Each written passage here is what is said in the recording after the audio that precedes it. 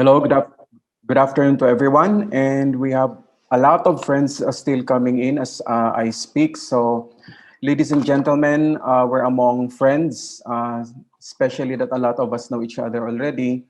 So, I'd like to unofficially welcome you to the Disaster and Climate Emergency Policy Forum.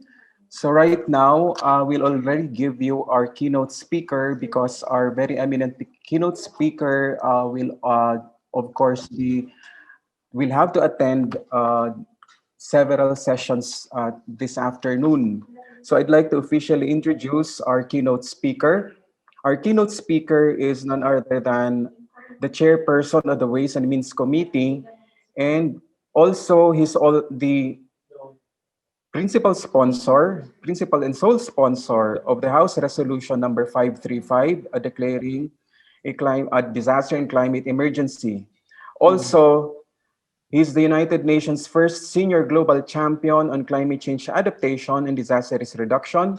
And interestingly, of course, he's also the former Green Climate Fund co-chairperson, as co-chairperson of the board.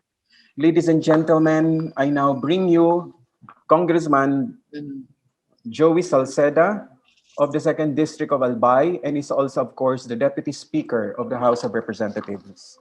Congressman Joey? Yeah, na-promote nyo ako. Maraming salamat at nagkikita-kita pa tayo kahit yung focus po ay sa pandemic na actually isang disaster din, ibang klase. Actually, itong pagtitipon natin para po ating pong harapin the existential complexity of the human condition. At pero dapat alalahanin natin yung duty natin, lalong-lalo na sa pinakasentro po ng filosofiya ko, the universal dignity of all persons. Pati na po yung duty natin para po natin may iangat ang dignity na yan. Kailangan po natin na irespeto po ang ating kalikasan. Page down. Ako po ay anak ng bagyo. Binay sa Albayano. 50 years ago and 13 days before my birthday, I witnessed devastation across my province for the first time due to the super typhoon Sining. Wala akong natira sa bahay namin noon halos kundi poste. At 36 years later, nakita ko ulit yung probinsya ko. Talagang pinaluod ng super typhoon Riming. Hindi na ako bata, governor na ako. Kaya nagkaroon na rin po ako ng isang sabi na natin na it became incumbent upon me na nung araw na yun po para lang mabigyan na po kaya agad. Yung aming pong poverty rate po noon nasa 46%. Di ko alam kung anong epekto idinagdag pa ng Riming. Pero nung umalis na po ako sa ngayon, before the pandemic, nasa 14% na lang po. So kahit na nga po alam natin na halos na taon-taon 5 bagyo ang dumadaan sa Albay, pero may magagawa po tayo. Ang tawag nyo ko minsan resiliency, yung kakayahang bumangon. Pero yung resiliency kasi para sa akin may iwasan yung pangangailangan ibangon. Sasabihin ko sa inyo, yung parang CD yan inuuna po ng lahat ng Albayano tukurin kaysa yung kanila pong mga bubong. So, yung super typhoon from Riming to Roli, nung 2 years, nitong nakaraan 2 years, yung Albay Declaration was established as an outcome document of the first National Conference on Climate Change. Ito po nung second year ko as governor. Pumunta pa po doon si Presidente Gloria. At doon po talaga napagkaisa ng maraming scientists na nagpuntahan. At nagkaisa kami na makreate po yung Climate Change Commission para po ma-spirit po yung outcomes na kinakailangan po para labanan ang climate change. So, more than a decade after the passage of the Climate Change Act and the NDRM Act, na actually yung NDRM Act, actually the first LGU-led na Disaster Management Office, na executive office, hindi commission, established in Asia, was established in Albay, na siya po naging modelo ng NDRM, Republic Act 10121. Masakit dahil, ayun, nasira na naman. Hindi lang po kami, kasi yung buong country, tatlo po sa pinakamatindi pong bagyo na dumaan po sa lupa, puro lahat dito sa atin, Typhoon Boom, Typhoon Merante, at Typhoon Haiyan. So, natuto ba tayong umadapt o yung kung minsan, parang sinasabi ko, kailangan na ba natin ng tinatawag nating tolerable na levels of dignity? So, yung mga aspiration ba, i-give up na lang natin? O kailangan rin ba natin isipin kung ang ating pong yung ating pong kakayahan na na labanan, hindi lang bilang isang sa personal, sa community, sa institusyon at sa ating sa national. So, yan ay lagi po talaga bumabagabag sa akin. Kaya nga pinapunta natin dito na noong November, sabi ko sa pamamagitan ng aking pong executive director na si Nong Rangasa, na nagkaroon po tayo napakalaking total loss and damage na umaabot ng 46 billion. At yung damage po sa COVID, running pa to, umaabot po sa 2.2 to 2.5 trillion. Based na po yan sa nominal GDP. So marami pa po datos na magpapatunay na napakalawak po at napakatindi ang hirap na epekto nito. It's more than the number.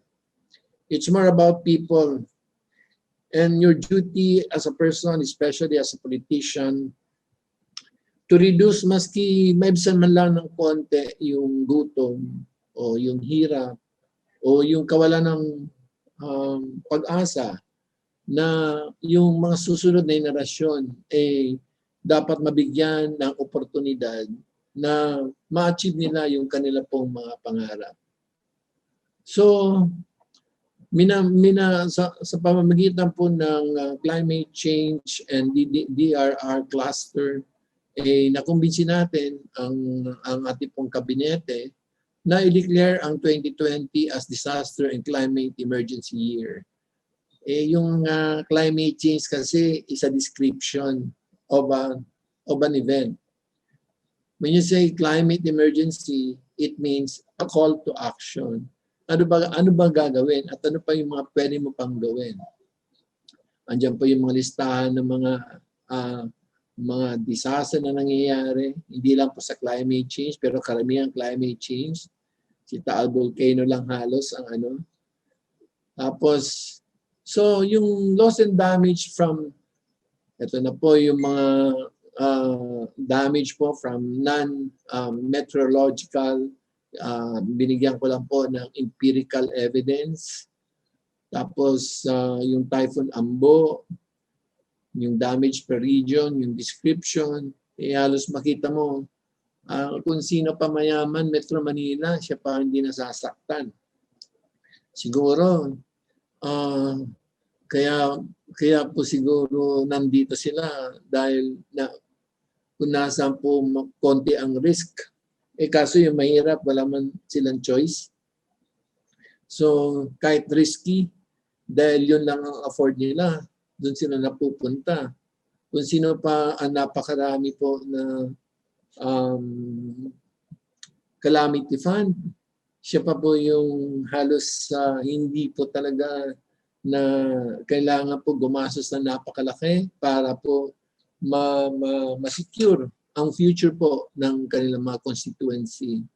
So yung cost ng damages natin, halos 1.3 trillion of damages to agriculture, ang ni Typhoon Ophel, tapos po yung kay Pipito. Kasi para sa akin, oras na pa na harapin natin kung ano po yung empirical evidence, kasi doon po tayo, lagi natin sinasabi na kailangan evidence-based, science-based ang approach. Pero sa akin yung existential, yung kabuuan ng ating pagiging hindi lang pero bilang isang tao na we share one destiny na kung ano man po ang nakaka-apekto sa isa, talagang damay po ang lahat. Ito po yung kay Pipito, yung kay Kinta, yung kay Rolly, ito yung matindi, 18 billion. Pero sabi ni Neda, 90 to eh. Dito hindi kasi binibilang dito yung opportunity losses, lalong-lalo na sa negosyo o yung pagbagal ng ekonomiya. So ito po yung halos ang nagulpi po dito ay yung Calabar Zone, ay yung Calabar, yung Region 5, yung Calabar Zone, ito naman Typhoon Shoni, Typhoon Ulysses, umabot din ng 20 billion. Ang hirap-hirap no dito, ilang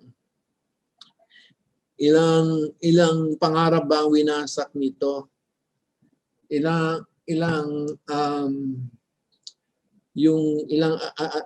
Yung dignidad na undermine o nawawala. Kasi alam mo, it is, to me, until now, it is the existential dimension of these disasters that yung po talaga ang, it grips me really as a legislature na hindi you cannot give up being human, pero at the same time marami naman po na tayo na pwede pagkaisahan, na pwede natin hindi lang makabangon o mabawasan, kundi may iwasan po. So ito po yung COVID-19 naman, ito, ewan ko kung gawa ng tao to o dahil nga po sa ating pong inability na bawalan ang training po ng mga sinasabi nating mga animals na siya po na nagkakaroon po ng transmission. So hindi po ako scientist, pero gawa rin ng tao eh. So ito po yung mga estimates po ng COVID-19 at ito po yung mga references. Dito ko po tatapusin at gusto ko lang po kasi mag-iwan ng isang tanong. Ano ba talaga ang gagawin natin dito sa what we call disaster and climate emergency? It is a call to action to everyone. And parang yapusin natin yung existence natin, yung existential pagiging humanity natin, yung pagiging isang nation state natin, yung pagiging isang community natin on our own, where we are, kung ano man po ang naitalaga sa atin, kung nasa academe, nasa local government units, kung nasa kongreso. Kaya nagpapasalamat po ako sa lahat dahil napagbigyan po ako ng pagkakataon para may pakita kung ano po yung empirical evidence kung bakit po sa ngayon po na pirma na po ng Committee on Disaster Management ng Kongreso, ang ipinasa na po sa plenaryo na din yung declaration po, yung 535, at sana makadagdag po ito bilang isang basis at bilang isang input sa policy making at sa decision making, hindi lang po ng gobyerno, hindi lang po ng estado, hindi lang po ng mga local government units, kundi ng lahat sa atin. So, I hope that hindi yung basta magiging isa na naman declaration na yan, para ka naman nagde-declare na may PS na declaring na holiday dito sa isang lugar na to dahil sa isang bagay, kundi dapat meron pong kaakibat o kailangan pong consequences. So those are the two key words to me. The existential dimension of the human condition and the consequences of our behavior, and lastly, kung ano po yung ating pong tugon, ating pong response dito po sa 2020 bilang isang the year of disaster and climate emergency year. So maraming salamat sa UPRI. Salamat po ako. Hanggang ngayon sinasabi ko na sana yung NOAA ay ibalik. Although siya po ay nandiyan sa UP, pero bilang isang programa, sana mapapigyan po ako dahil sa ngayon po ako tagahanap lang ng pera ng gobyerno, pero pag ako po ay napagbibigyan po ng pagkakataon, mas marami sana hindi ilang ba namatay, mas marami sana ang damages na naiwasan, mas marami sana ang mga hindi namatay, at mas napadali sana ang pagbangon ng mga regions kung meron tayo nitong tinatawag nating science-based. Kaya nga po science-based. Kaya thank you very much to the UP Resiliency Institute for initiating this meeting of minds. I'd rather call the meeting of hearts, in order for our one most pinaka na hamon sa simpleng bagay, pinakamalaking hamon po sa aspiration ng ordinaryong Pilipino na ma-achieve niya ang kanya pong potensyal at ang kanya pong ambisyon. Kaya ulitin ko ang napakalaki pong utang na loob ko sa UP Research Institute at sa lahat po na naririto sa pagbibigay po sa akin ng oras at pagkakataon. Maraming salamat po. Kami rin din po, Congressman Joey, of course, in behalf of all the people listening here, kailangan din po namin magpasalamat sa inyo para sa inyong passion, sa inyong dedikasyon sa pagsulong ng mga batas, hindi lamang ng climate change and disasters laws natin, pero may mga parating pang batas para matulungan ang Pilipinas sa climate change adaptation and climate and disaster vulnerability reduction, lalo na po ang Department of Disaster Resilience Bill, because we all know that it's already done because of your efforts in the House of Representatives. The battle shifts now to a higher plane, and that's especially at the Senate as a platform for debate for everybody else right now. So muli po, maraming salamat sa anak ng Super Typhoon Sening na kumabit ngayon kay ang tatay ay si Super Typhoon Rolly. Maraming salamat po, Congressman. Diyos mabalos. Diyos mabalos. So right now, Kong, are you going to still stay for, say, later on, a few questions, especially from the media? Because if not, we'll try to facilitate the questions from media through platforms. Just put it in the chat room, and then I'll Yes, come back to it and just yes, Kong. So you'll be monitoring po, Kong. Ang dami po namin inahabol kasi this is the last 3 days of Congress. And as you know, cramming kami sa lahat. Sige, Kong. Kayang-kaya yan, Kong. Nandyan ka naman eh. Kung ako lang, oo. Alam mo naman, ang demokrasya ay interplay po ng iba't ibang at perspektiba sa kung ano ang maganda para sa ating bayan. Our prayers and a lot of blessings go with you, Com, for these efforts, for these last 3 days especially. Thank you po. Mas mabalas pa. Calm. Nonetheless.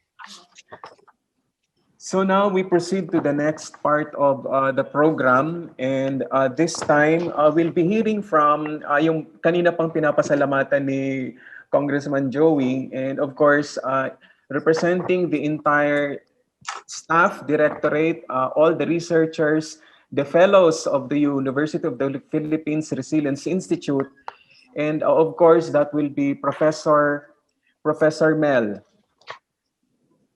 Or Okay. actually, yeah. Go ahead, Dr. Mel. Okay, magandang hapon po sa ating lahat. Maraming salamat ho, Congressman Salceda, sa inyong walang humpay na pagsuporta sa UP Resilience Institute. Ang aming Executive Director, si Dr. Mahar Lagmay, ay hindi ho makapunta kaagad ngayong umaga, kapin ho niyang makahabol. Subalit, kami ho sa buong UP Resilience Institute ay nagagalak ho na nandito kayo. Familiar sa akin yung iba nating mga panauhin na tagapagsalita, kaibigan. At ako'y natutuwa na sa panahon ng pandemya ay magkasama-sama tayo sa ganitong klaseng Zoom meeting. Maraming pagkakataon nagkasama-sama tayo sa mga konferensya at mga seminar. At alam ko na nagbago man ang mode of sharing. Ngayon ay by Zoom ay patuloy pa rin tayong magiging fruitful sa ating mga gawain. I would like to acknowledge also other sponsors of this seminar like the Greenpeace, SIA Action Klima, of course ang DRRNet where I used to be a convener is also a member of the Action Klima, and the LCCAD. As of now, we have 136 participants, so welcome ho para sa ating lahat. You know, lately, especially during the time of Ulysses, ang daming mga nagsabi na para bang quote and unquote, binabanatan yung word na resilience. Na parang kulang ito ang resilience to a point na parang naging negative na ang connotation ng resilience, na parang lumalabas na ang resilience ay isang adaptation lamang o kaya ay para bang reactive response to disasters. Ang aming opisina, ang UP Resilience Institute, ito po ay system office na binuo ng Board of Regents upang sa ganoon ay mag-focus kami bilang public service sa research, sa education, at saka sa hazard assessment para sa ating publiko. At ito ho ay UP Resilience Institute. Nais ko lang kong palagahan na ano man ang katayuan natin sa buhay, kailangan ho tayong maging resilient. Okay? Pero iba ho yung personal resilience sa disaster resilience. Yun yung karaniwang binabanggit ngayon sa social media, sa media, etc. na sinasabing ang mga Pilipino ay mataas sa resilience, ang daling bumangon, ang daling mag-adapt, yung tawanan mo yung problema, sinasampal ka na, nakangiti ka pa. Ganong klaseng mga katangian ng resilience. Sa atin ho, yun ang tinatawag na personal resilience. And whether we like it or not, we have to be personally resilient. But that is not enough. Ang atin ng tinatawag na resilience sa disaster, yung disaster resilience. At pag pinag-usapan natin yung ang disaster resilience, hindi lang ito nangangahulugan ng personal resilience. Isang bahagi lamang ito. Si John Twigg ay gumawa ng isang pag-aaral at nagbigay siya ng ibang mga katangian ng disaster resilience ng isang komunidad. Kasama dyan ang kahandaan sa disaster, kasama dyan ang pagkakaroon ng mga organizational environment na kung saan ang risk natin ay pwedeng mapababa at matugunan ang mga disaster. Kasama dyan ang kakayahan ng bawat individual na i-reduce ang bawat risk, kakayahang ilabanan ang mga risk na nakakaharap natin, mag-respond at saka makarecover. Ang disaster resilience ay kaiba sa personal resilience. Lahat tayo ay dapat na magkaroon ng personal resilience. Kailangan yan. Higit sa lahat, kailangan tayong magkaroon ng disaster resilience, meaning it's not just about ourselves, it's about our family, our community, and the bigger society, for all of us to become resilient. Holistically, internally, externally, we are all responsive, we are all not just reactive, but we are able to reduce the risk that we are facing. And we are able to create an environment that enable us to be safer in our society. Kaya ako, sa panahon ngayon, ang climate at disaster resilience ay napapanahon. Hindi ho ito masasabing pwedeng isang tabi, sapagkat sabi nga dito, it's already an emergency. Kapag emergency, we do not just sit down and all and not try to look around and watch the things happening. And I'm glad that there are so many people right now who are interested sa ating paksa na tinatalakay ngayon. So, kami rin ay nag-organize, ang UPRI din ay nag-organize ng isang samahan ng mga akademiko. Ito yung Philippine Academic Society for Climate and Disaster Resilience. Pati nga sa private sector, yung PDRF, okay, Philippine Resilience Development Foundations, Disaster Foundations rather. So ang dami ngayong mga ahensya gamit ang term na resilience sapagkat ito ay napapanahon. Kailangan tayo maging resilient. Hindi lang ho yung personal resilience. We need to be disaster resilient. Okay? So naniniwala ako na sa patuloy na tatalakayan, sa patuloy na pag-share ng mga experiences ay higit nating makikita kung paano natin mabubuklod ang ating mga sarili upang sa ganon ay maibsan natin o mabawasan natin ang ating mga risk o banta sa ating buhay at ating lipunan. Kaya yung bilang tugon doon sa sinabi ni Congressman Salceda tungkol sa NOAA Center, ang NOAA Center na dadating nasa DOST, ang flagship program ng UPRI. Kasama po sa UPRI ang Research and Creative Office na pinapangalanan ni Dr. Berse, si Chris, andito siya. Ang Director of Education, ang Office ng Director of Education, ang inyo pong lingkod naman ang director doon.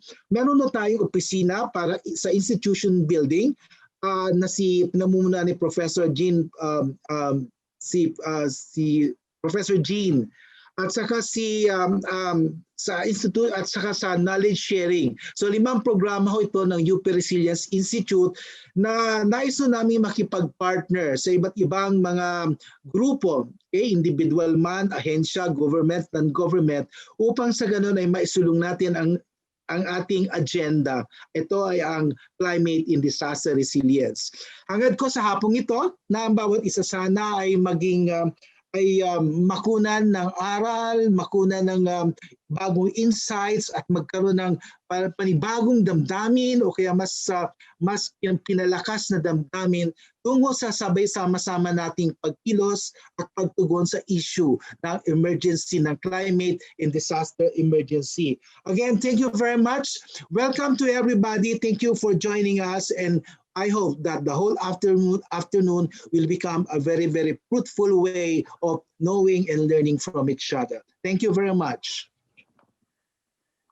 Thank you, Prof. Mel, for the kind words and the enlightening messages that you've given us. So right now, the next session will be on recovery and rehabilitation after Raleigh and Ulysses, addressing post-disaster challenges. Our speaker is a Chief Economic Development Specialist at the Regional Development Group of the National Economic and Development Authority. She obtained her master's degree in public administration from the International Christian University in Tokyo, Japan, and she also has a bachelor's degree in development studies in the University of the Philippines, Manila. She has been with NEDA for 18 years already. And ladies and gentlemen, I give the floor now to Ms. Claire Michelle G. Balde.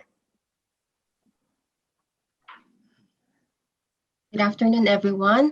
I would like to thank UPRI for inviting NEDA to be part of this forum. So as provided, the topic for this presentation would be on recovery and rehabilitation after typhoons Rolly and Ulysses, addressing post-disaster challenges. So first, let me give you a general picture of what happened in Typhoon Rolly and Ulysses. Okay, so these typhoons consecutively hit the country in early November of this year, affecting the whole Luzon Island, where millions of people were affected and caused billions worth of damages.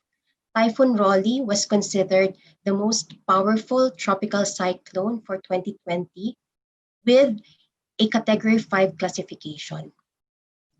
It caused flooding, mostly in Region 4A, Mimaropa, and Region 5.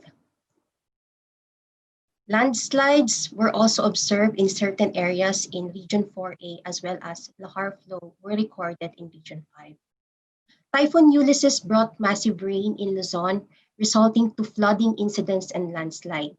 Its heavy rains caused rivers to overflow, leading to severe flooding, particularly in Marikina City and some parts of Cagayan Valley region.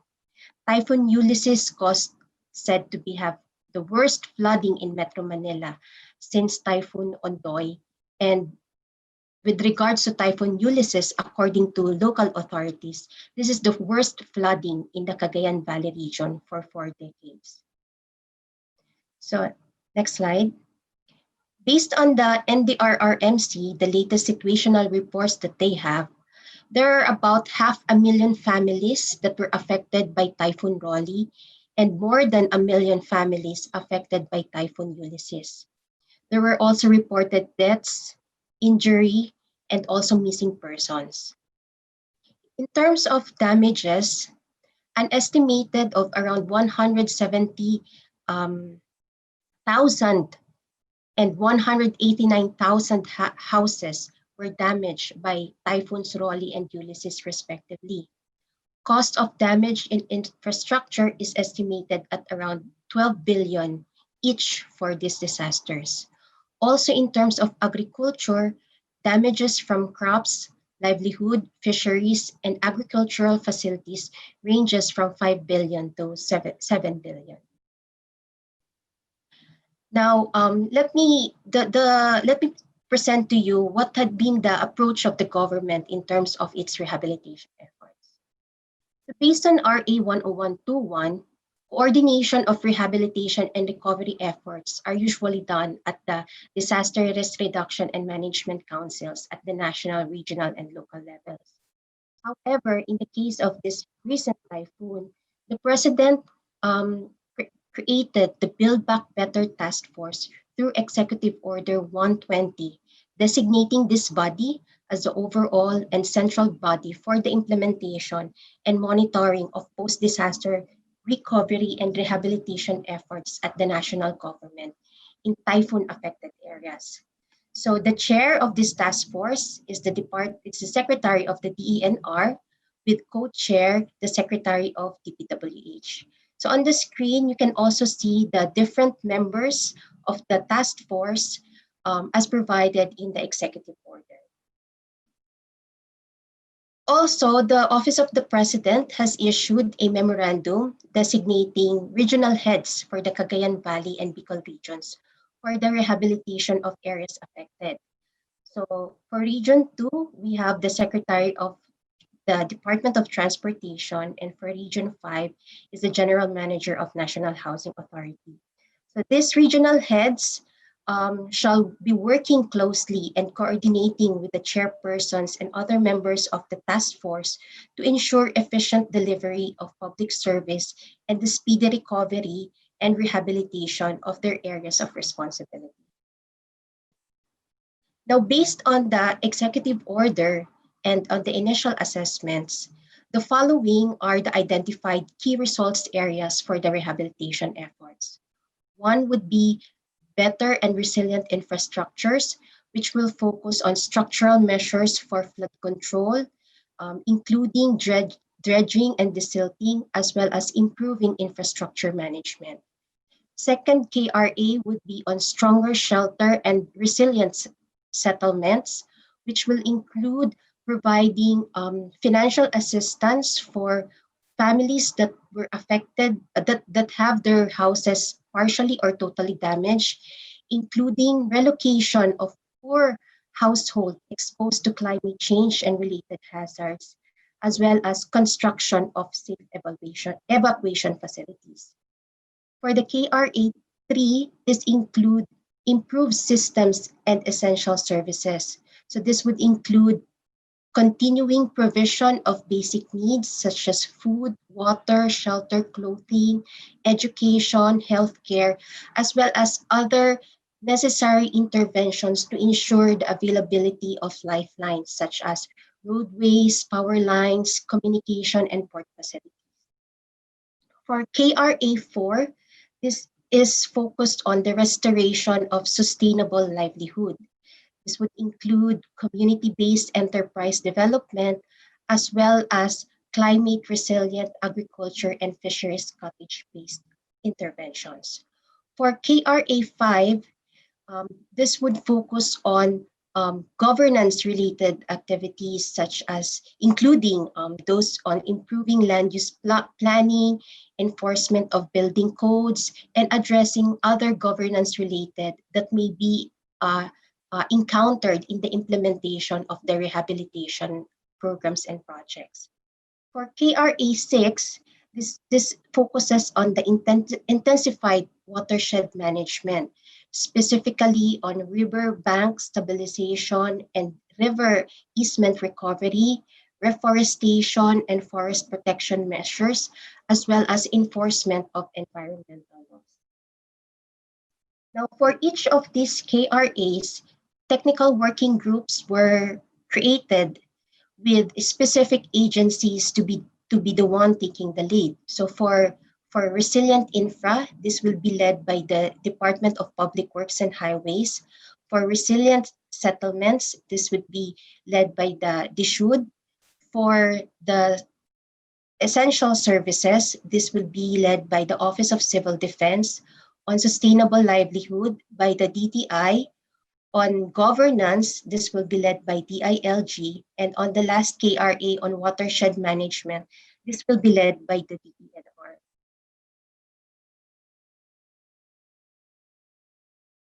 Now, considering that majority of the damages and losses were due to flooding caused by heavy rainfall, which led to the swelling of rivers, priority actions will also be provided to these three river basins, specifically the Pasig Marikina River Basin, the Bicol River Basin, and the Cagayan River Basin, along with the communities within these river basins.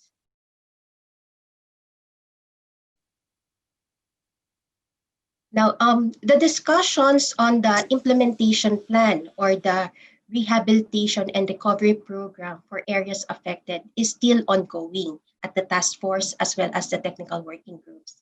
Actually, currently, I think there's the meeting of the Build Back Better task force is still ongoing. There's an ongoing meeting right now. In this regard, the succeeding slides that I will be presenting to you would focus more on the basic principles and the key implementation strategies for post-disaster rehabilitation and recovery, which we have been adopting in previous efforts.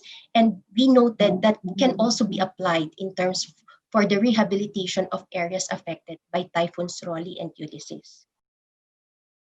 So as indicated in the Executive Order 120, it highlights that the Disaster Rehabilitation and Recovery Planning Guide, which was formulated by NEDA and adopted by the NDRRMC as the primary reference, should be used as a primary reference in planning and undertaking post-disaster rehabilitation and recovery.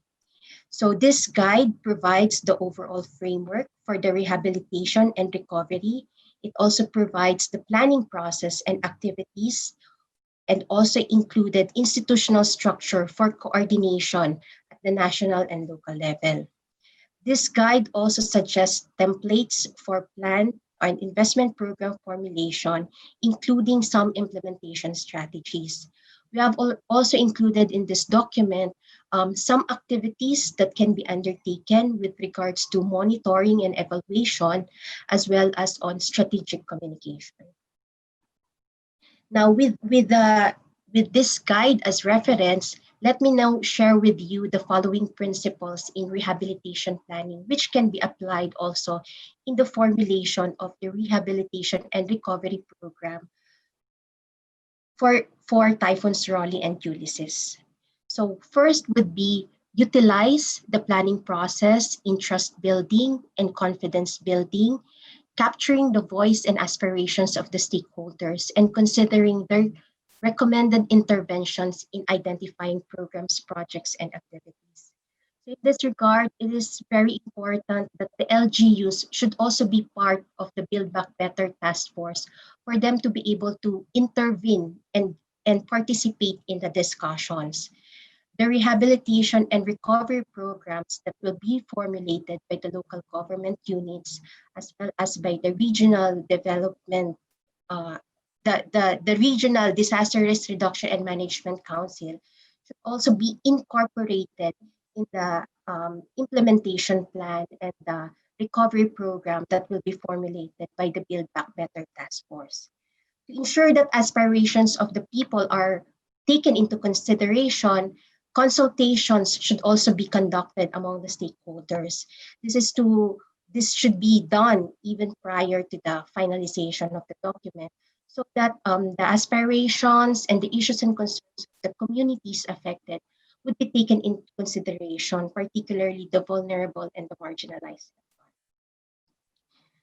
Now, the objective of the rehabilitation should not be only to restore to its original state, but to emphasize building greater resilience to mitigate future disasters.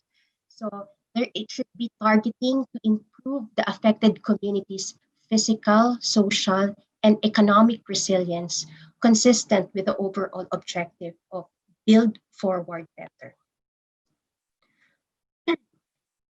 Now, the third principle is specific for reconstruction of physical infrastructure as well as for resettlement of communities. So rehabilitation and recovery is actually an opportunity to rebuild better the existing communities. So development should be redirected outside danger zones to minimize the loss of life and structures resulting to natural hazards. So specifically along the Cagayan River, there are noted that communities are living there. It was indicated by the NHA that there's a plan to relocate these communities. So the site location for the communities that should be relocated should take in consideration that they would be placed in an area away from danger zone and inputting some mitigation measures to ensure the safety of these communities. Now, for the fourth item, this is township approach is now being adopted in terms of resettlement of communities. The township approach for resettlement should not only provide good quality housing units, but also basic services as well as community facilities such as parks, multi-purpose hall, and place of worship. So when you talk about relocation, the goal is not only to bring people out of danger, but to ensure that they will have comfortable and secure life in the new communities. Thus, it is important that in the selection of the sites for resettlement, it should take into consideration that there is accessibility to sources of livelihood, either the traditional or the new sources of livelihood for the families to be resettled. Also, it should consider that there is availability of affordable public transportation. Should also include that there are availability of social services, particularly schools and health services. Also, it is important that there is proper consultation with the receiving LGUs in terms of beneficiary selection for the housing, the social preparation, as well as resettlement planning and actual relocation. Now, it is recognized that the frequency and intensity of disasters that we are experiencing right now are the effects of climate change. Thus, the approach for DRRM should be integrated with climate change adaptation in order to reduce future risks. So for rehabilitation interventions, this can include measures such as structural or environmental measures, such as shoreline protection, restoration of mangrove forests to address hazard risks. It can also include spatial planning, land use planning, and property acquisition to reduce exposure to risk. Of course, it is also important to introduce measures to manage vulnerabilities such as improving community preparedness, hazard warning system, policy systems, and procedures for early action and emergency response. And relatedly, on item 6, government should also strengthen its intervention relative to environmental protection and sustainability. Practices such as illegal logging should also be addressed to ensure that we are promoting environmental protection and sustainability. As we emphasize resilience building in the rehabilitation efforts, the programs, projects, and activities to be implemented should also go beyond just addressing what were damaged or destroyed. Thus, there's a need to emphasize that formulation and implementation of long-term sustainable program standards and guidelines consistent and synchronized with existing plans should also be undertaken. Rehabilitation and reconstruction should be viewed from a broader development perspective. Now let me introduce to you some of the implementation strategies. Actually, some of these are also considered as best practices that we have included in the Rehab and Recovery Planning Guide. So first, we want to emphasize the need for the phasing of rehabilitation activities to take rapid action on critical immediate needs while planning for sustained recovery and reconstruction. So the activities that would be promoted or identified in the implementation plan can be phased into short-term PPAs, medium and long-term PPAs. For the short term, this can be geared towards providing basic needs, social services to help affected communities and return to a normal state. The medium term, aside from the continuation of the short-term projects, this can also include programs that enhance the resiliency of the affected communities against disaster and integrating concepts and principles on disaster prevention and mitigation as well as disaster preparedness. So the second one, this is always an issue when it comes to rehab and recovery because of the requirement of the big amount of resources required to be able to implement all these programs and projects. So part of the guide that I have mentioned is that we want to introduce the conduct of post-disaster budget review. So this is an activity that can be simultaneously done while the planning process is being undertaken. To be able to identify as early as now how much resources is needed and if there is a need to also mobilize additional funding for the allocation of budget to these programs, projects, and activities that will be implemented. And the third one, rehabilitation efforts may not only be done purely by the government. We can tap or partner with the private sectors and other stakeholders in the implementation of our various interventions. The private sector can provide support in various ways. It can be through providing funding, it can be providing technical assistance or technical expertise in terms of structures or infrastructure designs. They can also implement the program themselves, or being the key player in our economy, they can jumpstart local, regional, and national economies by quickly reestablishing the businesses in the areas affected. Now, the last two items are basically more on how to ensure that we are implementing the programs and projects that we are doing in a timely manner, and that we are achieving the targets that we want, as well as ensuring the sustainability of these interventions. So the monitoring of programs and projects um, is very important to ensure that the rehabilitation program stays on track to achieve the intended results. Timely implementation and complementation of projects will mitigate or minimize possible aggravation of the impacts of disaster. Monitoring generally involves the reporting of the status of programs and projects with respects to inputs, output processes, as well as problem-solving sessions to address issues that causes delay in the implementation. Also, this activity will be very useful in the updating of the investment program, which which are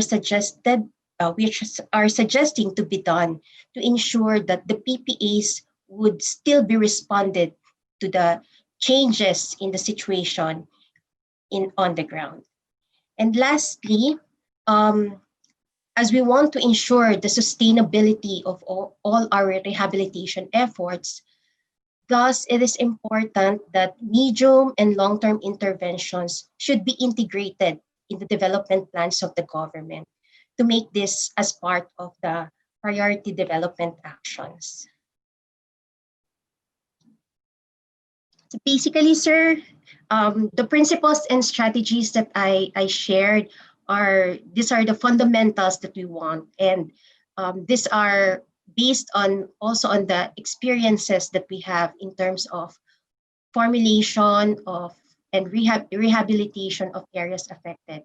However, we recognize that every disaster is unique, so its application would also vary depending on the areas affected and the sectors affected. But at the end of the day, the ultimate goal, all of our ultimate goal when it comes to rehabilitation and recovery efforts is to build a healthy and more resilient Filipino communities. So that ends my presentation, and thank you very much. Thank you very much, Claire, for your presentation. And I'd like to inform you, Claire, that uh, I think your presentation generated a lot of requests on the chat group, or because a lot of them have, upon seeing your presentation, have asked if we will be posting the presentations made today, and whether there's a specific website for this, and even whether we'll be emailing the proceedings. So just please stay clear, because most likely there might be questions arising based on the attention regarding, or the questions regarding whether or not your presentation will be posted. So immediately to answer that, your questions on the chat. So ladies and gentlemen, actually we've already posted the site where we will upload, and then after gathering the proceedings, we'll also send via email both the link and the notices regarding the upload. So just please wait for that. Allow us to properly consolidate the documentation. So the next in our session will be on whole of government thrusts of the climate change adaptation and mitigation disaster risk reduction cabinet cluster. And of course, the SICAM-DRR cabinet cluster, it's headed by the Department of Environment and Natural Resources. So we have the specific office here in charge of managing the cabinet cluster for SICAM-DRR. And of course, that's in the person of Director Elenida del Rosario Basug. And Director Basug is currently the Director of the Climate Change Services of the DNR. And she has been working with the DNR for the past 36 years. And she has obtained her master's degree in environmental education at the College of Education in UP Diliman. And she also has a bachelor in science degree, major in biology, with focus on ecology from the University of the Philippines in Los Baños. Director Ellen, the floor is yours.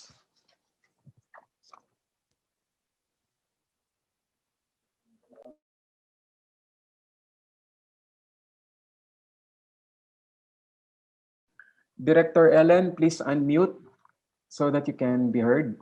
Okay. Okay. Am I now being heard? Yes, loud and clear, Director Ellen. Welcome Okay. to the Policy Forum. Okay. Thank you very much. Magandang hapon po sa ating mga kasamahan sa Disaster and Climate Policy Forum. We thank the invitation from the Office of Second District of Albay Representative, the UP Resiliency Institute, the Greenpeace, Action Klima, and LCCAD for this opportunity for the Cabinet Cluster on SICAM-DRR to present on the matter of whole of government trust for SICAM-DRR Cabinet Cluster. I'm presenting this in behalf of the Undersecretary for Climate Change of the DNR, who is currently in an ongoing meeting on a Senate public hearing with a task force on Build Back Better. And therefore, I would just like to make this presentation in behalf of the Undersecretary for the SICAM-DRR Cabinet Cluster. I realize that many of the presenters in this gathering are also members of the Cabinet Cluster on Climate Change Adaptation, Mitigation, Disaster Reduction, and therefore share a bit of what we disaster. My presentation will follow the outline as is flashed here. Is the is the presentation already being flashed, Dennis? Okay. So, okay, can we have Go the ahead, please. outline? Yes. Okay, the outline, Go ahead, please. please, Director Ellen. Yeah, okay. My presentation will cover the following outline. It will briefly discuss the SICAM-DRR roadmap, and then it will, and in doing so, we'd like to remind members that as a whole of government structure, there's an overall goal to it. There are priority sites, there are outcome objectives it is seeking to work on. Second, I'd like to discuss program convergence budgeting for resiliency program for 2021. And then under this, I would briefly discuss the process and show 2021 National Expenditure Program convergence budgeting. I would also briefly discuss the resiliency program priorities, the key investment areas, and IATF priorities as being among the criteria being considered in the resiliency program convergence budgeting. Then I'd go into green recovery briefly, the nexus of environment, climate change, health, and nature-based solutions. Third, next I'd go into briefing on behavior change campaigns and close into some statements. The slide now shows to us the SICAM-DRR Cabinet Cluster Roadmap, and this seeks to provide overall guidance on programmatic action for resilience for SICAM-DRR Roadmap for 2018 to 2022. And this serves as the cluster's guiding framework in selecting and identifying It's 2 programs o'clock. and projects towards combating climate change and disaster risk. The roadmap was developed through whole of government interagency consultations and was formally adopted in a cabinet cluster meeting in 2018. It is aligned with the Philippine Development Plan, the National Climate Change Action Plan, the National Disaster Risk Reduction Management Plan 2. And the roadmap's overall goal is to establish climate and disaster resilient communities supporting equitable and sustainable development in so-called priority areas. Next slide, please. The cluster roadmap talks about a focus to provinces that are with high susceptibility to climate hazards, situated in critical watersheds, with high poverty incidence, and that are convergent sites also. It talks about 17 climate vulnerable provinces as shown on the screen, and also 4 major urban centers that are also the geographic focus of the roadmap, namely Metro Manila, Metro Cebu, Metro Iloilo, and Metro Davao. Next slide, please. The roadmap talks about 4 outcome objectives. A first outcome objective on increasing adaptive capacities of vulnerable communities. Next slide, please. A second outcome objective, next slide, please, of ensuring adequate supply of clean air, water, and other natural resources, with those below the box here as among the programs, activities, and projects that are under this outcome objective. A third outcome objective of increasing the resilience of critical infrastructure or critical lifelines, water, food supply, energy, uh, communications infra, up to our concerns for emergency and government financial centers.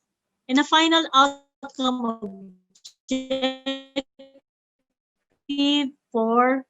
of enhancing knowledge, access to information, and institutional capacities, both for climate and disaster mitigation services. Next, in order to operationalize next slide, please. In order to operationalize the 4 outcomes of the SICAM-DRR roadmap, the cluster has adopted a risk resiliency program as its convergence program. The RRP has been the convergence program of the cluster to aid the government in strengthening the resiliency of natural ecosystems and adaptive capacity of vulnerable communities to short and long-term risks. More broadly, RRP is designed to strengthen climate change response in line with policies contained in the Philippine Development Plan, in NCCAP, and in the National Disaster Risk Reduction Management Plan. Next slide, please. Aligned with the development planning and budget cycles of national government agencies and local government units, the sub-national climate resilience planning of the RRP made use of climate diagnostics, such as climate hazard maps and risk assessment, to prioritize risks, identify options for climate resilience, and prioritize climate resilience options. The regional development councils facilitate discussions on climate resilience priorities among the provincial governments and the national government agencies to align with the provincial government's priorities, the national government agency mandates, among others. Then a multi-year provincial level climate resilience plan that includes budget and implementation schedule for climate resilience activities are developed. Next slide, please. And therefore, our RP seeks to be applying convergence planning and budgeting approach to strengthen the country's actions for climate adaptation, mitigation, disaster risk reduction. It also seeks to help the government optimally use its available budget on priority SICAM-DRR programs and increase the size and quality of SICAM-DRR responsive investments. Next slide, please. And program convergence budgeting brings together agencies to improve coordination and strengthen convergence by having shared outcomes and outputs among government agencies. Specifically, it has institutionalized in the Philippine budgeting system, uh, and it also is encouraging national agencies to coordinate and work together to achieve common objectives and create greater impact. Next slide, please. Among the key investment areas in the risk resiliency program would be concerns on community livelihood and enterprise continuity program, integrated water resources management program, enhancing coastal protection program, climate and disaster information services program, and seismic resiliency program. Next slide, please. Over the years, The graph here shows what had been resiliency program budget for the years 2018 to 2021. Next slide, please. This next pie chart here shows resiliency program budget for 2021 that has been included in the National Expenditure Program. What you see in the pie chart would, in colors, would be what had been programs enrolled by the government agencies of the SICAM DRR and what had been amounts put into them under our National Expenditure Program. We realize here that from DPWH, DNR, DA, DOST, DSWD, DOE, DND, DAR, DOH had been among the national government agencies that had enrolled programs under resiliency and have likewise been put with several figures there in the National Expenditure Program. Next slide, please. When the technical review committee looked into, the interagency technical review committee looked into the programs that had been enrolled by various agencies and for resiliency program, the priorities, strategies, programs, policies under the IATAF anticipatory and forward plan had been considered. And if we recall, under the IATAF would be a number of priority policies and strategies. Next slide, please.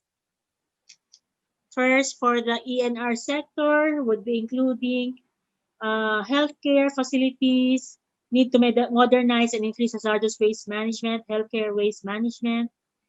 Next slide, please. Still on the environment and natural resources sector under the IATAF would be the need to prioritize protection and conservation of natural resources, especially in degradation hotspots and critical ecosystems. Next slide, please. Still under the IATAF priorities would be the need to ensure water security, especially in COVID-19 pandemic affected areas. And there are, next slide please, and there are other POPs identified, priority POPs identified under the IATAF, Anticipatory and Forward Plan, that we also group together under the different outcome objectives of the roadmap. And they're shown in the next slides here.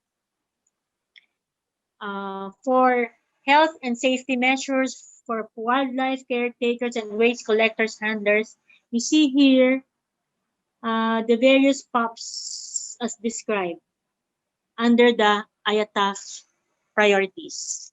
So DA would also be there in terms of the need to realign budget for non-food banner programs into farm machineries, e-commerce and marketing platforms, research and development extension for safe, nutritious, medicinal or therapeutic, well-packaged agri-food products.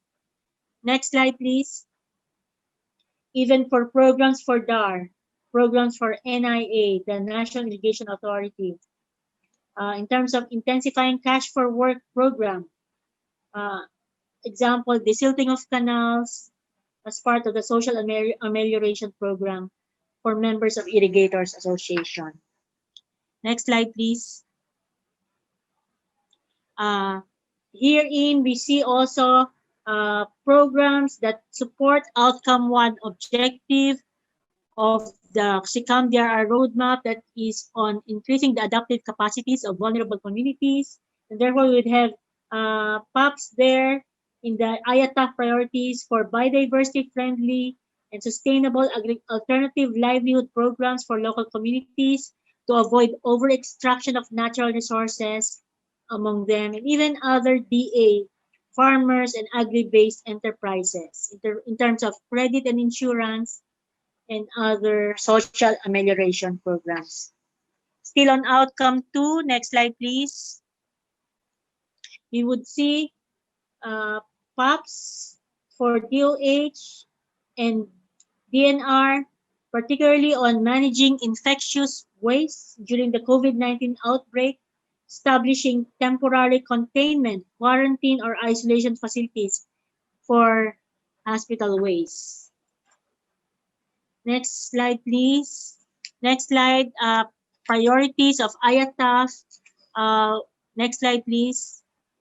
Would cover the need for construction and accreditation of additional transport, storage, and disposal facilities for handling pathogenic infectious waste under the COVID-19 pandemic, technical assistance to LGUs for establishing clustered materials recovery facilities and sanitary landfills, and even agroforestry development programs in COVID-19 affected rural communities to support food production and watershed protection. Next slide, please. We would see other POPs for outcome 2. Next slide would be POPs priorities under the IATF to support outcome 3 of the roadmap, which is on increasing the resilience of critical infrastructure. So herein you would see priority POPs for geomapping of critical facilities like DRRM operation centers nationwide, evacuation centers, hospitals, schools, ICT towers, churches, and therefore we would have POPs here for OCD, for DILG, for DOH, for DPWH, for DTI, for DALGUs among them. Again, mimicking a whole of government thrust of the SICAM DRR. Next slide, please. We talk of ensuring funding for implementation of programs and projects under the DA's Ahon Lahat Pagkaing Sapat sa COVID-19 program. Next slide, please. And even implementing financial assistance programs for electric cooperatives within the NEA, reviewing DOTR's remaining budget for public utility vehicle modernization program as among them. Next slide, please. Okay, so even concerns for, again, increasing the resiliency of critical infrastructure with NWRB, DA, DOH, DPWH, DBM, DILG, DOTR among them. Next slide, please. And also outcome 3.2 for DA in terms of the slaughterhouses and even supermarkets in partnership with transportation network, vehicle service, and delivery companies with DA, DICT, DTI. Next slide, please. And this would be involving now in terms of climate information services and even disaster information services. Next slide, please. So even the need for communication, education, and public awareness against encroachment and illegal wildlife trafficking, and other knowledge management programs would be part of the whole of government thrust for SICAM DRR concerns. Next slide, please. Next slide, please. Okay, so even capacity development programs, even IEC programs on food safety awareness would be among those within the IATF anticipatory and forward plan priorities. Next slide, please. So still, for outcome 3, would be a host of corn resiliency projects, community-based enhanced diversification projects with the DA, DTI, DOST, and the LGUs. Next slide, please. And even implementing financial assistance program for electric cooperatives And next slide, please. Okay. Next slide, please. Next slide, please. I think the slides have repeated. Next slide, please. Okay. Next slide, please. Next slide, please. Okay. And then we talk about green recovery program, focusing on in the need to have responses in the short term, recovery in the medium term, resilience in the long term, and the need for us to pursue low carbon path, particularly through nature-based solutions, and the need to address our waste management and our uh, sustainable consumption and production concerns with the promotion of circular economy. Next slide, please. Therefore, we say here our priority thrust and directions path for green response, recovery, and resilience would involve needing to pursue low carbon development, promoting circular economy, and building resilience and adaptive capacities of our ecosystems with the communities. Next slide, please. And I think part of our whole of government thrust for the CCOM-DRR also needs a concern for behavior change campaign. A 2018 study of the global civil society organization RARE has mentioned a number of 30 behavioral solutions to climate change that may be able to help us reduce carbon footprint and as much as 25% if done massive and in global context, as well as national context. And therefore, we think that, in fact, we have to upscale a number of our hope-based behavior change programs. That's why for us, we would like to be doing in the future a support to the good stories movement. Also, the need to upscale more of our good stories to be able to propel hope-based communications program. We'd like to be doing ang mga kwentong klimalikasan tungo sa katatagan, a climate resiliency recognition awards that we would like to do nationally, not just for the environment and natural resources sector, but for the SICAM, there are whole of government and whole of society approach to showcase and highlight the long track record and important contributions and initiatives of women and men as decision makers, caretakers, stakeholders, experts, and educators in the environment, climate change, and disaster risk reduction sectors, and even organizations in these directions. The initiatives that we would like to recognize here would be such that had been going on for at least 3 years and that will be continuing up to the present time. And therefore, we'd like to announce this early that in January, we would like to launch a national campaign for ang mga kwentong klimalikasan tungo sa katatagan, and that we would be, and next slide please, this would be seeking to recognize good stories and initiatives in these different areas and fields. Community lively development, integrated water resources management, coastal and upland protection, critical resilient infrastructure, climate disaster information services, and the whole range of solid waste management, road sharing and non-motorized mobility, edible landscaping, eco-governance, environmental legislation, arts for the earth, environmental jurisprudence, women leadership, to even cultural heritage, rain gardens, environmental litigation.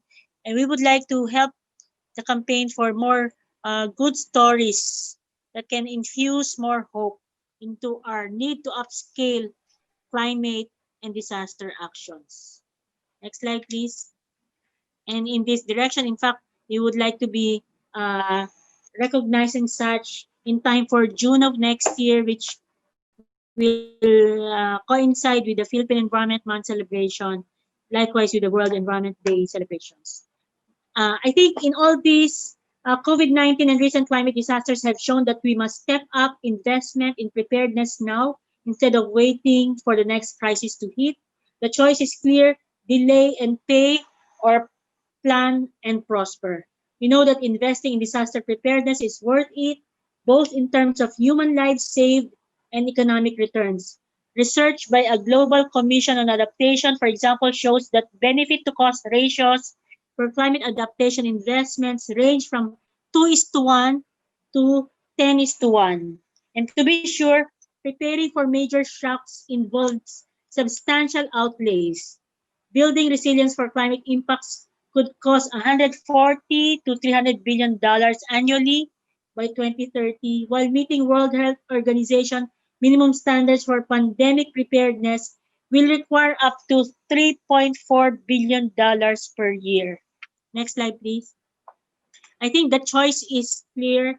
We have either we delay and pay or plan and prosper. COVID-19 and recent climate disasters, I think, had been telling us that we need to step up investment in preparedness now. The choice is clear. We either delay and pay or plan and prosper. Next slide, please. But these sums are small compared to the cost of not being prepared. Natural disasters already cost hundreds of billions of dollars a year. With a 2 degrees Celsius increase in temperature, according to one estimate, damages from climate change could reach up to $69 trillion by 2100. The human cost is high too.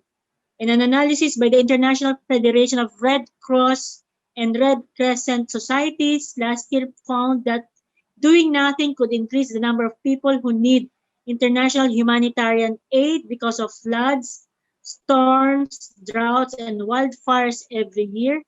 Currently, 108 million, 50% by 2030, and the total could nearly double to 200 million people by 2050. One of the most important things government can do today is invest in better collection and analysis of data on the disaster risk our countries face. Simply having 24 hours notice of a storm's arrival or foreknowledge of an impending disaster can cut resulting losses by 30%, while spending $800 million on early warning systems in developing countries would save between $3 to $16 billion per year from the studies. And therefore, next slide, please.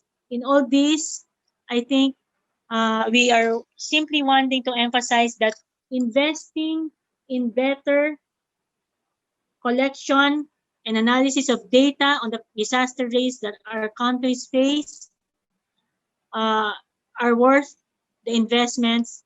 We either delay and pay or plan and prosper. Next slide, please. In closing, I think we would like to remind that in February of this year, the CICAM-DRR Cabinet Cluster has come out with resolution number 1 and number 2, supporting House Resolution number 535 of the good Congressman Joy Salceda, declaring a climate and disaster emergency. Our second resolution, issued also in February of this year, supports the declaration of climate emergency and immediate need to consolidate government data to generate nationwide climate risk assessment. At no better time now, in fact, we're already late, is the need to actually really declare climate and disaster emergency for the country. Maraming salamat po at magandang hapon po sa ating lahat. Thank you very much, Director Ellen. Indeed, we're seeing comments from our chat that is very informative. Informative because not only were strategies shown for the risk-resilient Philippines, but also it goes down to the project activities and program activities and project level. So thank you for that, Director Ellen. And just before we go to the next session, just a few reminders.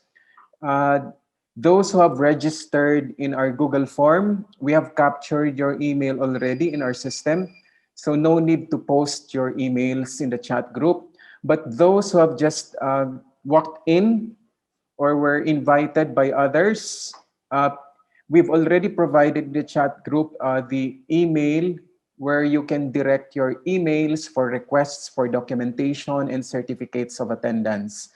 We will capture your email once you email the details of your address to the said. That's actually upri.rcw@gmail.com. So upri.rcw@gmail.com. So we'll be proceeding to the next session already. And this one, this has already been advertised in the chat group by one of our partners, the executive director of the LCCAD, and that's Nong Rangasa. So the next topic will be on the National Climate Risk Management Framework, a very important policy issuance from the Climate Change Commission. So friends, we're very lucky to have no other than Commissioner Noel Antonio Gairlan. Commissioner Gairlan has been a commissioner at the Climate Change Commission for 4 years already. Previous to that, he served as the Assistant Director for the Biodiversity Management Bureau at the Department of Environment and Natural Resources. He also served as the Executive Director of the Manila Bay Coordinating Office, or MBCO, and he has been at the forefront of developing various programs and standards in ecotourism, disaster risk reduction management, and climate change adaptation and mitigation strategies, especially for coastal and marine ecosystems. Ladies and gentlemen, I now yield the floor to Commissioner Noel Gairlan of the Climate Change Commission. Good afternoon po sa inyong lahat. Maraming salamat, Dennis. And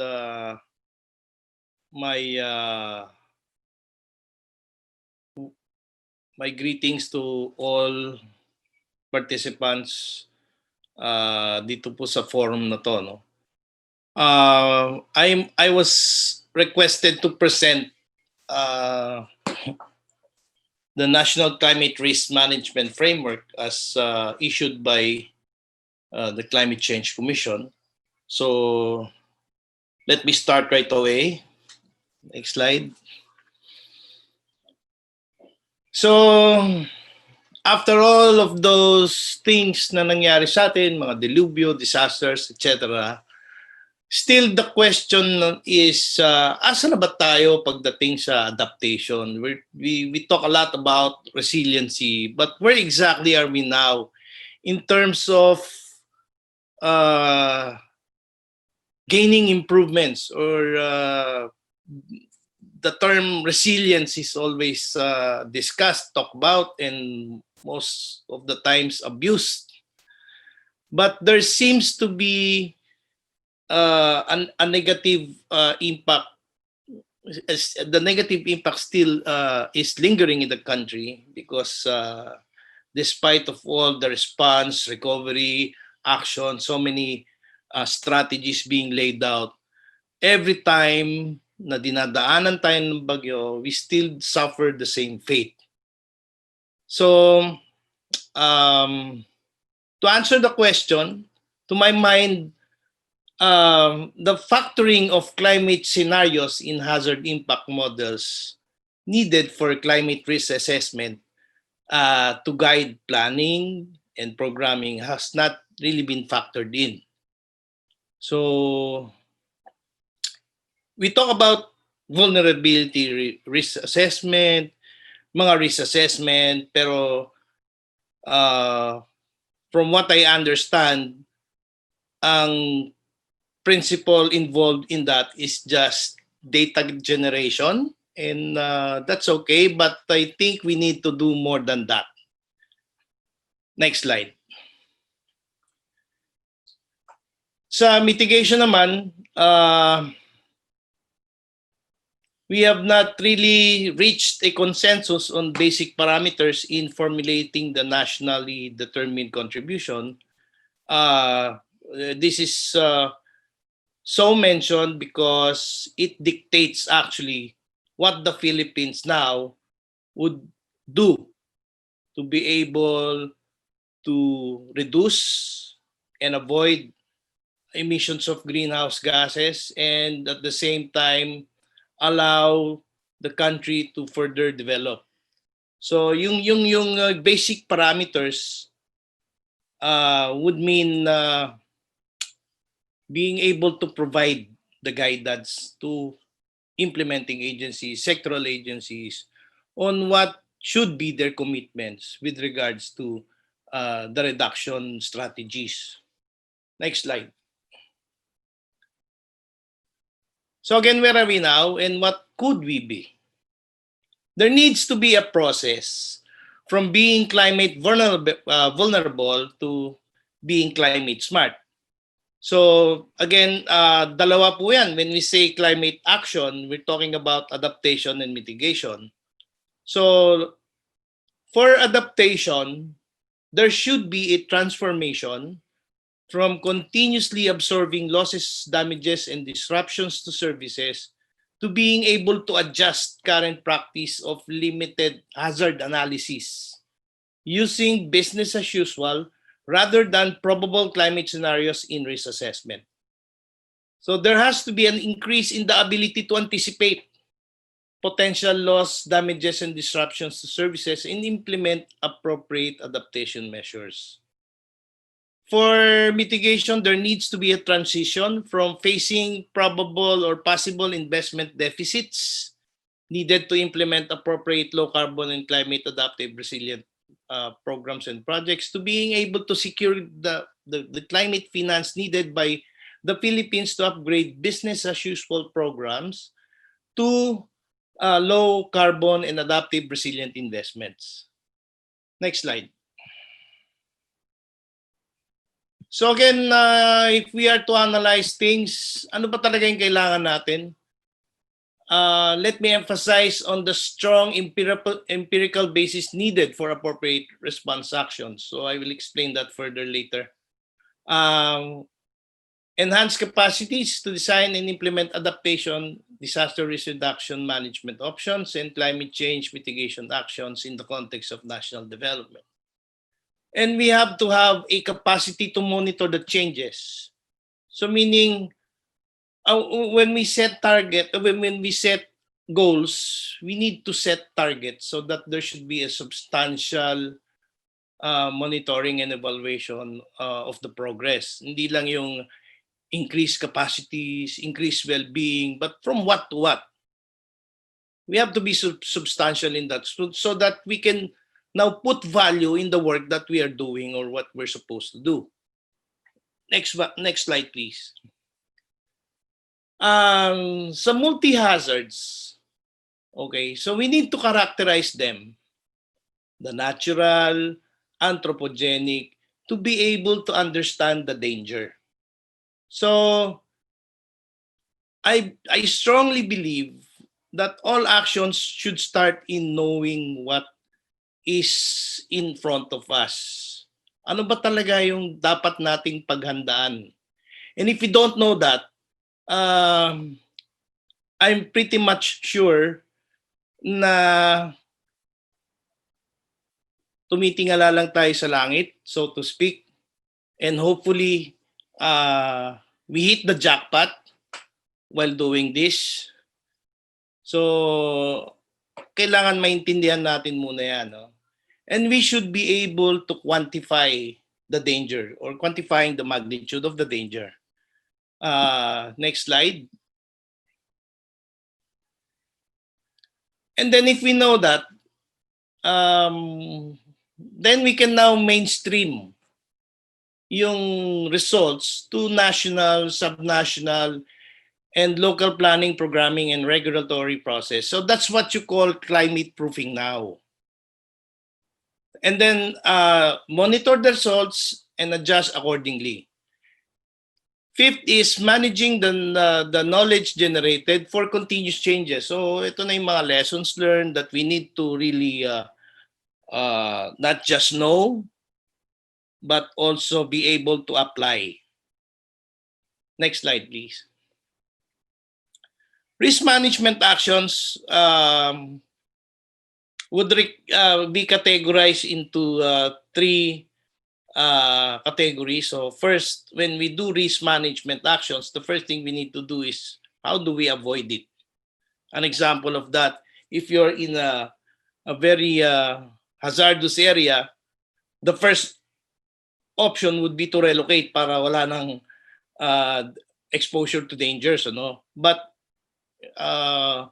kung hindi kaya yan, the next would be how do we now reduce the risk? So we need to put in safeguards. Mostly yan re-engineering yan, ano? And then of course, hindi naman mawawala lahat yan, and then we need to address the residual risk. So how? Examples could be risk transfer, sharing mechanisms, and others. Next slide. So balik na naman tayo sa dating tanong, bakit ganito pa rin tayo? Next slide. It's simply put, it's failure to mainstream climate change and anticipatory planning from national plans down to local plans. So what we have still is more on the response and recovery. So it's ironic because we have laid out so many plans, but still ang focus natin every time an extreme weather event or delubyo would come to the Philippines, we're more focused on response and recovery. But the anticipatory part was lacking all along. Next slide. So realizing that, next slide, the Climate Change Commission drafted a policy on the National Climate Risk Management Framework. It's a systematic approach to managing the impacts of climate change in the Philippines, which was finally adopted by the Commission in January 2019, although it went through a lot of process before it was finally adopted. Next slide, please. Now, this framework clarifies now the fundamental principles and policies that must guide effective mainstreaming of climate change. It should ensure that all policies, programs, and measures classified as climate change possesses the merits of addressing climate change. And it aims to reinforce minimum standards on the nationwide risk assessment as stated in the Philippine Development Plan. So itong risk assessment has been being said generally, but ano ba talaga ibig sabihin natin when we do risk assessment? There has to be a standard of what risk assessment is. Next slide. So yung steps for the systematic and progressive risk management approach would actually focus on 3 steps. First, you need to have a probabilistic quantitative risk assessment that is anticipatory, multi-scenario, and multi-hazard. So if we're trying to attempt to see what could be the future for the Philippines in particular, we need to have all of this so that we can have a clear picture, or at least we have options from worst case scenarios to minimum impact scenarios, so that could guide us in our planning and decision making. And if we know this risks that we face, we can now evaluate the risks and rank them from low to high. And then from there, we can now do our risk management, risk avoidance, risk reduction, residual risk management. Next slide, please.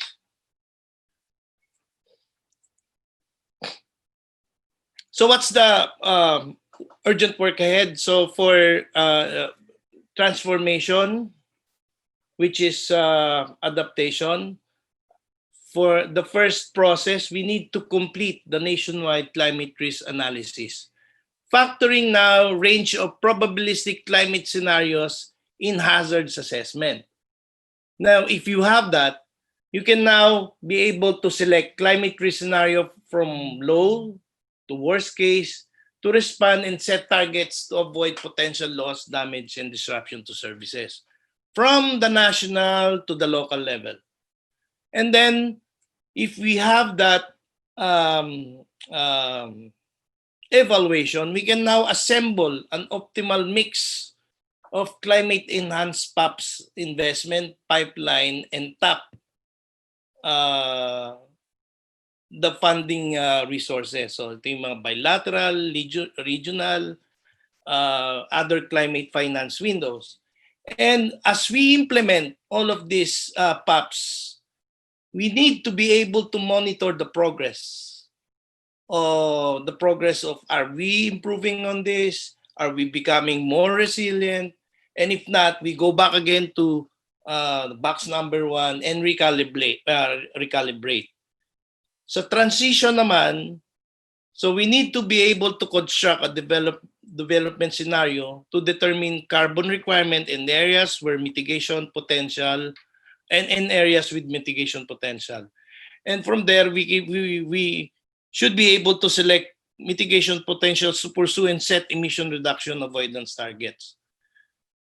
Again, after selection, we can now assemble an optimal mix of climate-enhanced PAPs, investments, pipeline, and tap again financing sources, no, from bilateral, regional, multilateral climate finance windows.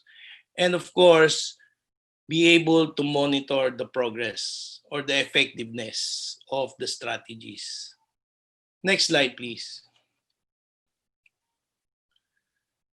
To be more detailed, allow me to call this an end-to-end support system to increase institutional readiness to transition from high carbon to low carbon and transform sectors and localities from being climate vulnerable to climate smart. So it was presented in the previous slides. Just to emphasize on the process, ito po yung slide na yon, ano? And this is where climate change needs to be mainstream. Next slide, please.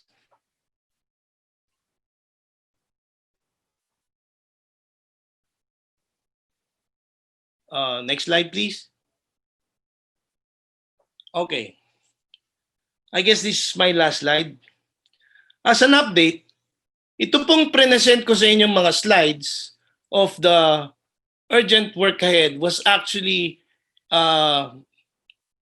presented in the regular commission meeting last December 4, which was personally approved by the designated chairperson, no other than the Department of Finance Secretary Carlos G. Dominguez III, who was by order of the President designated as the chairperson for CCC. Along with this is the adoption of the end-to-end support system to operationalize the climate risk management frameworks. So parang meron na tong marching order to execute the framework, and be able to disseminate this information to all stakeholders. Yan po yung basic na nakikita naming dapat gawin before we can even actually put in strategies. Again, let me emphasize, we need to understand what we're planning for.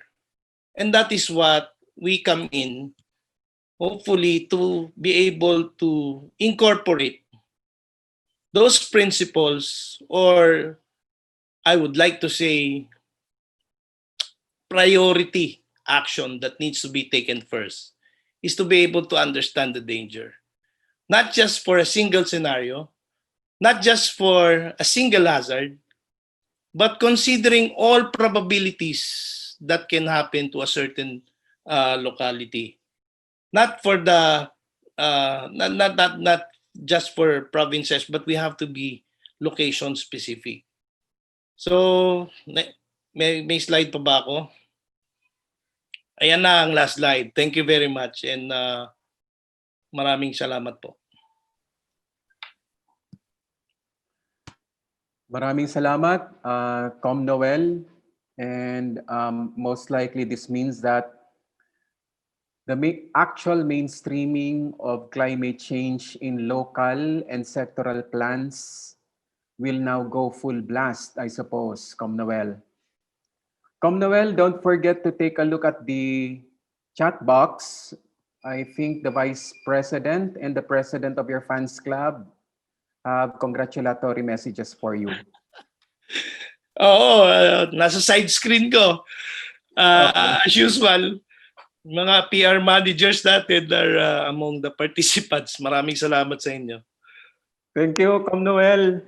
And I'm sure you'll be in demand to present your slides again into so many local government units and sectors, climate vulnerable sectors.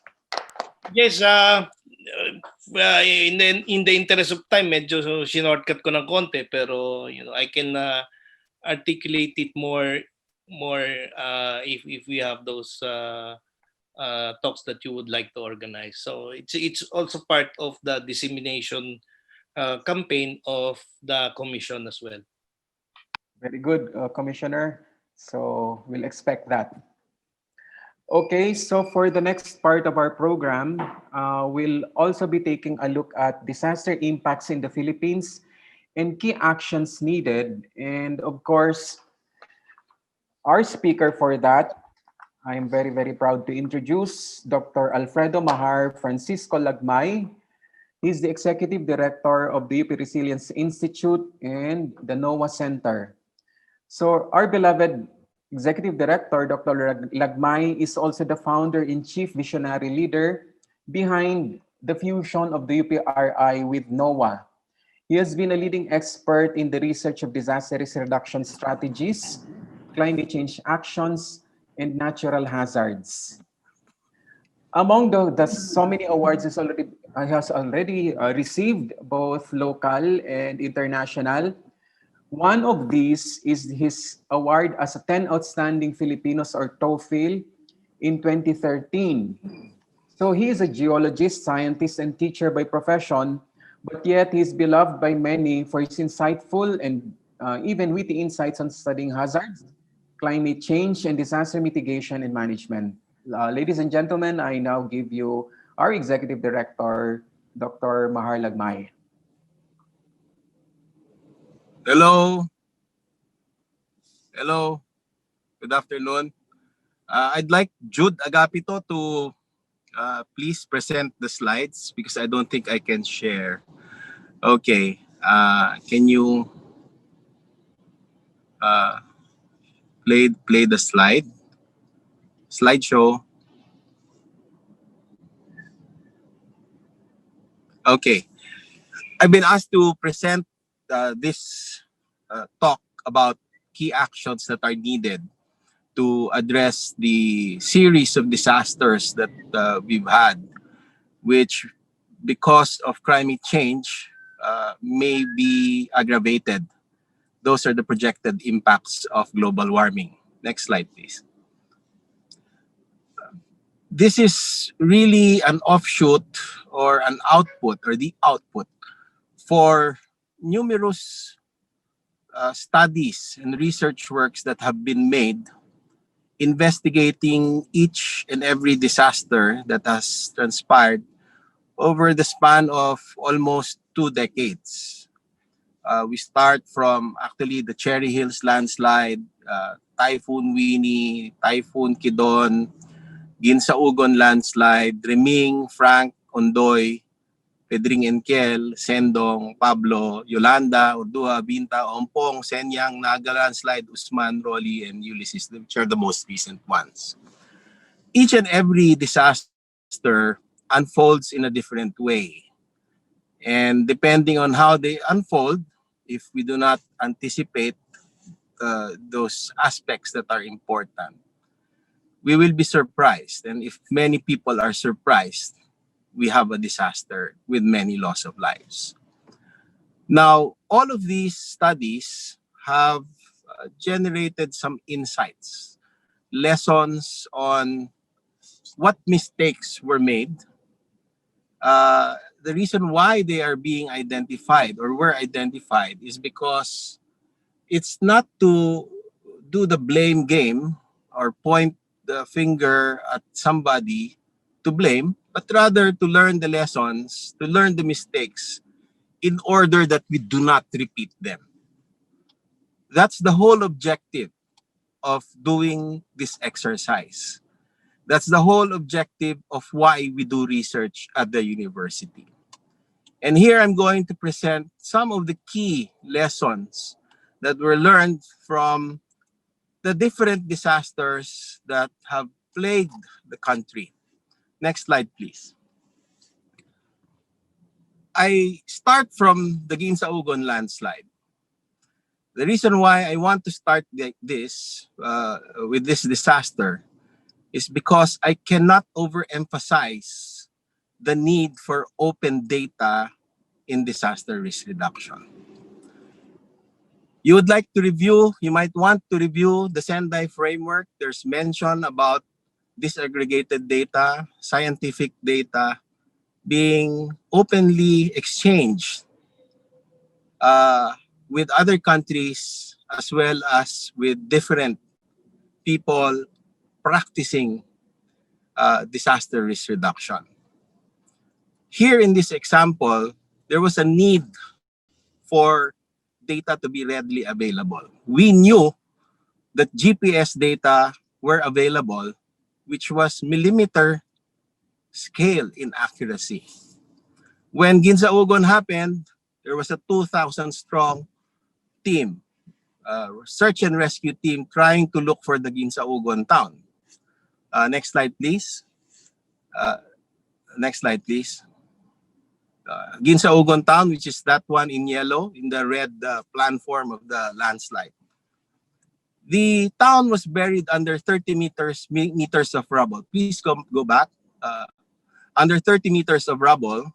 And for several days, they were looking for the school with almost 200 children allegedly still alive because of a text message of the teacher that they were alive, buried under the rubble of the Ginsa-Ugon landslide.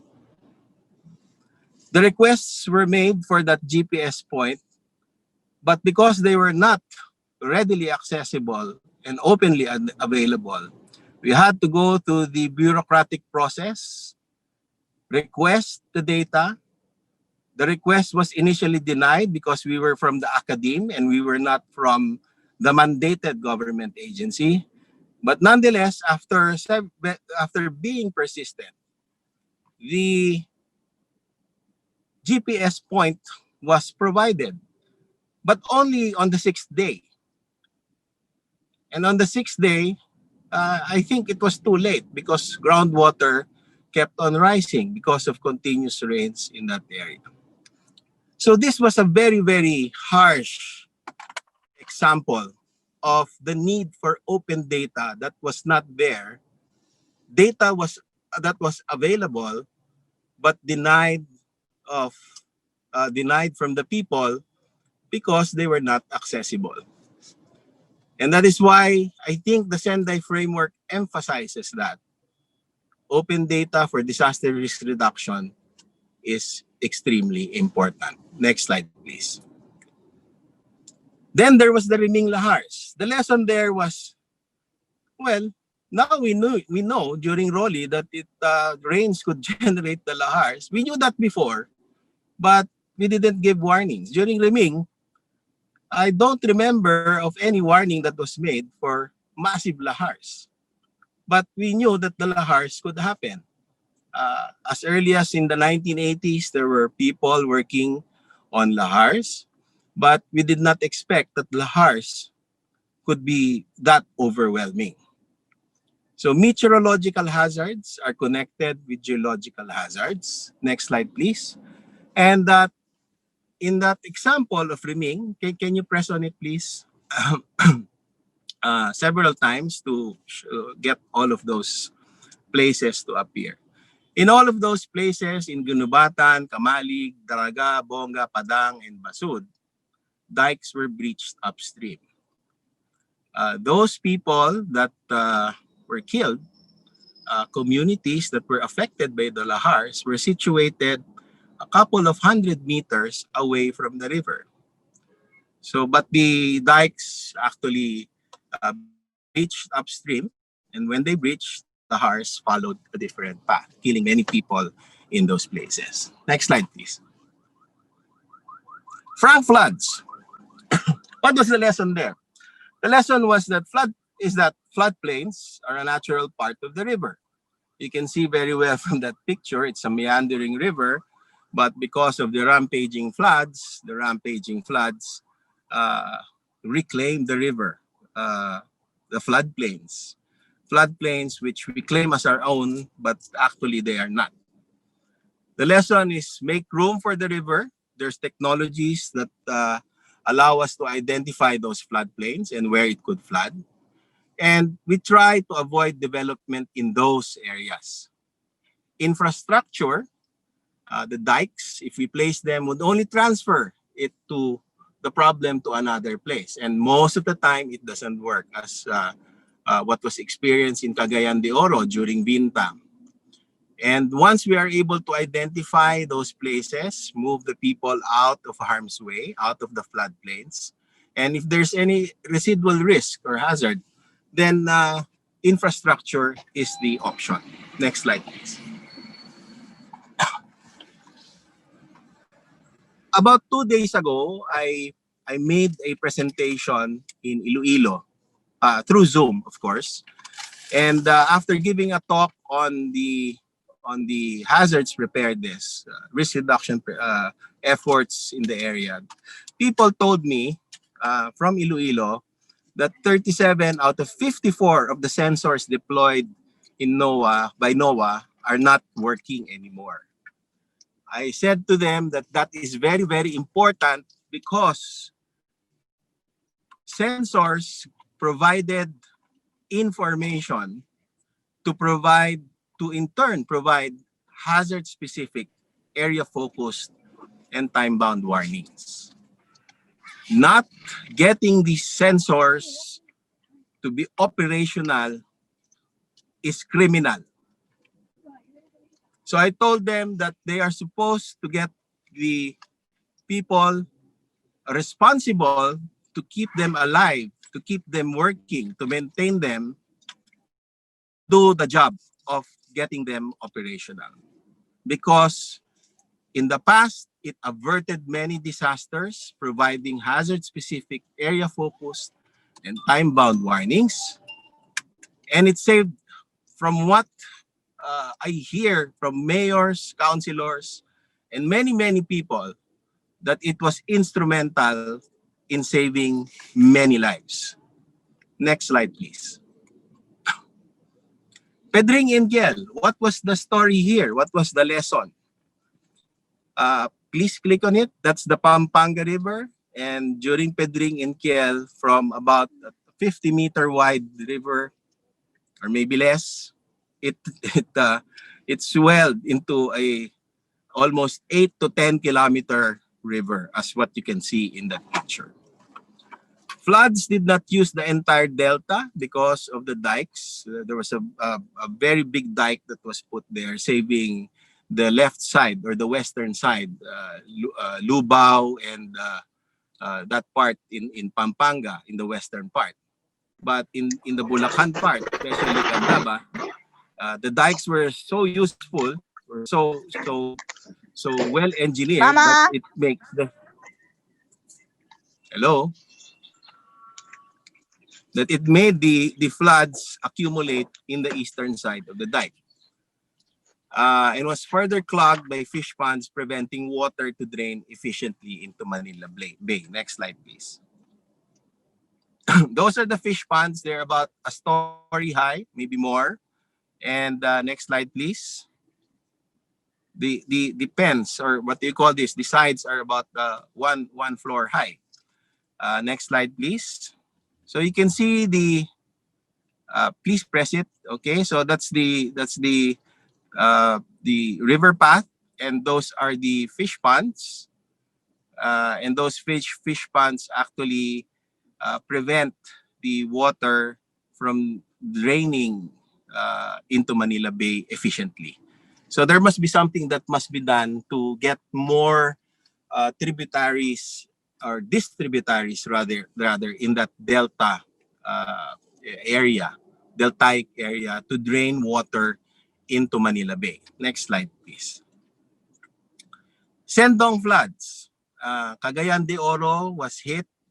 Iligan was hit.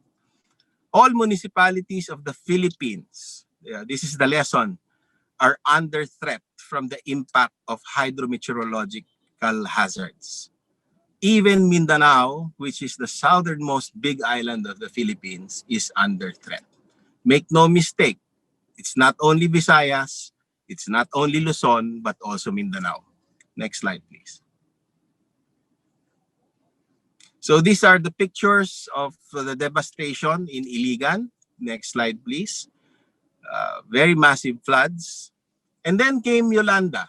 Of course, there were earthquake disasters like Bohol. Just a month before, there was the Bohol earthquake, and it emanated from a fault that was not mapped. We are in the business of mapping faults, and we need to identify them because it's very important in planning communities. And then came Yolanda, the Yolanda storm surge. Failure to anticipate the bigger events than the historical record or what we have experienced may be very dangerous. We need to use multi-scenario hazard maps or probabilistic hazards assessment, as what Com Noel just mentioned. That was what is included, or that is what is included in the climate risk management framework, which is probabilistic assessment. Next slide, please. So the reason why that is very important is because we have to go beyond the historical record. You see here two panels, one on the left, which was prepared by the READY project, the one that was available just before Yolanda made landfall. You can see in that panel a violet colored feature which represents the storm surge, which was largely based on interviews and maybe expert opinion. You can also see green dots, which represent evacuation centers. The green dots are there because it did not say, or the hazard map did not say, that those evacuation centers are in the wrong places. That is called as a deterministic single scenario map, and that kind of map still being used in 90+% of planning municipalities and cities of the country. What we need to use, in fact, are probabilistic hazard maps, multi-scenario maps, like the one that you see on the right, which represent a small storm surge, a bigger one, a much bigger one, and a much bigger one, like Yolanda or even more. That way, we will be able to see the places which are dangerous, not underestimated, maybe overestimated to accommodate the uncertainties. But nonetheless, we will be able to visualize the problem. That is very critical in anticipatory planning. 70% of the evacuation centers in Tacloban were inundated by storm surges. And many hundreds of people died in those evacuation centers because we used the single scenario deterministic hazard maps, which unfortunately, much to my dismay, is still being used in many municipalities of the countries, including cities. Next slide, please. Next slide, please. Take for example, the Pablo disaster. We need to map them out very well. Please go back. Please go back. That's New Bataan in Compostela Valley. There was a very good forecast of the typhoon Pablo. But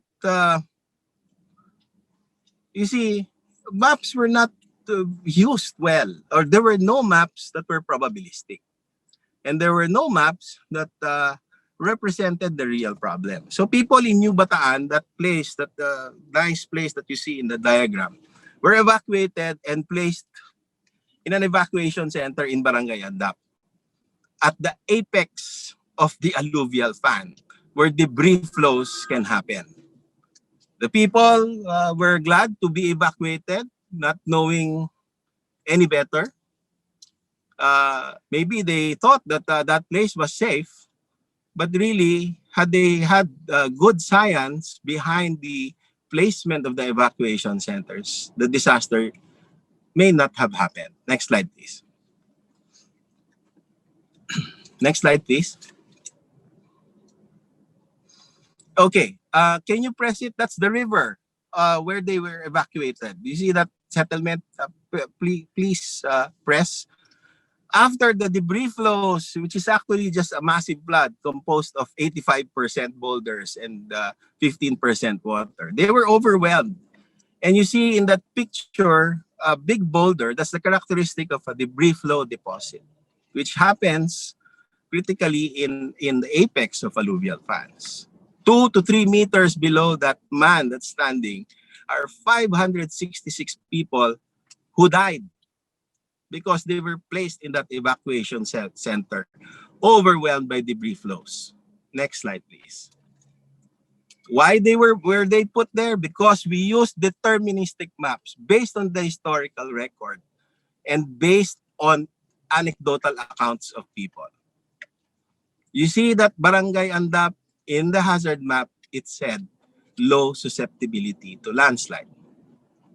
We should avoid that. Please, we should avoid that. Next slide, please. Next slide, please.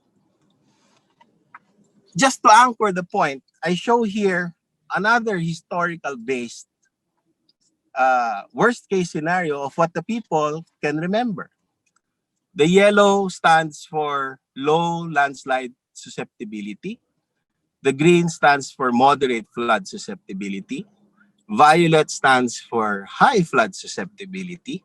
And the apple green is low flood susceptibility. And you can see the poblacion right in the center with streets emanating from that poblacion. Next slide, please. This is an actual case, by the way, in Leyte, when we were doing some of the CIDRA and CLUP mainstreaming of climate change adaptation disaster risk reduction plans. When we asked the people where to evacuate, where's the best place to put the evacuation center, they said there, the low flood susceptible area. We haven't experienced floods there. Of course, they have not experienced the floods there because maybe the rains that are harder did not come yet, or climate change impacts have not yet manifested in that area. But modeling can make several scenarios that will allow us to visualize. The first scenario, for example, of a low flood would agree with what the accounts of the people are in that community. But come the time when the bigger floods happen and another bigger flood happens, then we had put those people in an evacuation center, increasing their exposure, increasing their vulnerability because they could not go out. And therefore, if people die there, then that would be, I don't know, a responsibility of whoever failed to put in the plans that would anticipate the bigger events than the historical record. Again, I'm not here to blame anybody. What I'm saying is that these are the lessons that we have learned. After all, if you would like to recall any interview of a survivor in any disaster, you would never miss out on these kinds of statements. Hindi pa nangyari yan. This is the first time that we've seen such a flood. Wala pa kaming nakitang ganyang storm surge. Never has this landslide happened before in this area. I've been living here for 50 years. Over and over, yan po ang sasabihin nila. Until we solve that problem of getting us to visualize these bigger events, and that takes a lot of science and a lot of frontier science and advanced technologies, supercomputers. Unless we use that in planning communities, we will always hear those statements again and again and again. Next slide, please. Next slide, please. So that's the historical worst case scenario. I ask all of you, next slide, please. Do we have flood hazard maps that represent different scenarios, including climate change? Next slide, please. Jude? There. Please go back. Please go back to the multiple scenarios. There. If somebody can show me on a national scale that we are using multiple scenarios of a particular hazard being used in planning, then I would digress. I would agree that what we're doing is correct. But until I'm able to see that on a national scale, we are using multiple scenarios of climate change, like what you're seeing, then I would keep on saying it again and again and again, that what we are doing for resilience, for climate change adaptation, is not enough.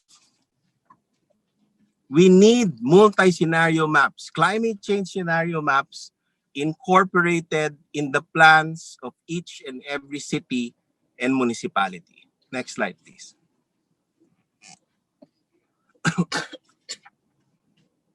Next slide, please. The Orduha disaster. The business of hazards mapping is to find the safe places or the safest places for evacuation centers and development of areas in a community. The business is not just to identify the hazards.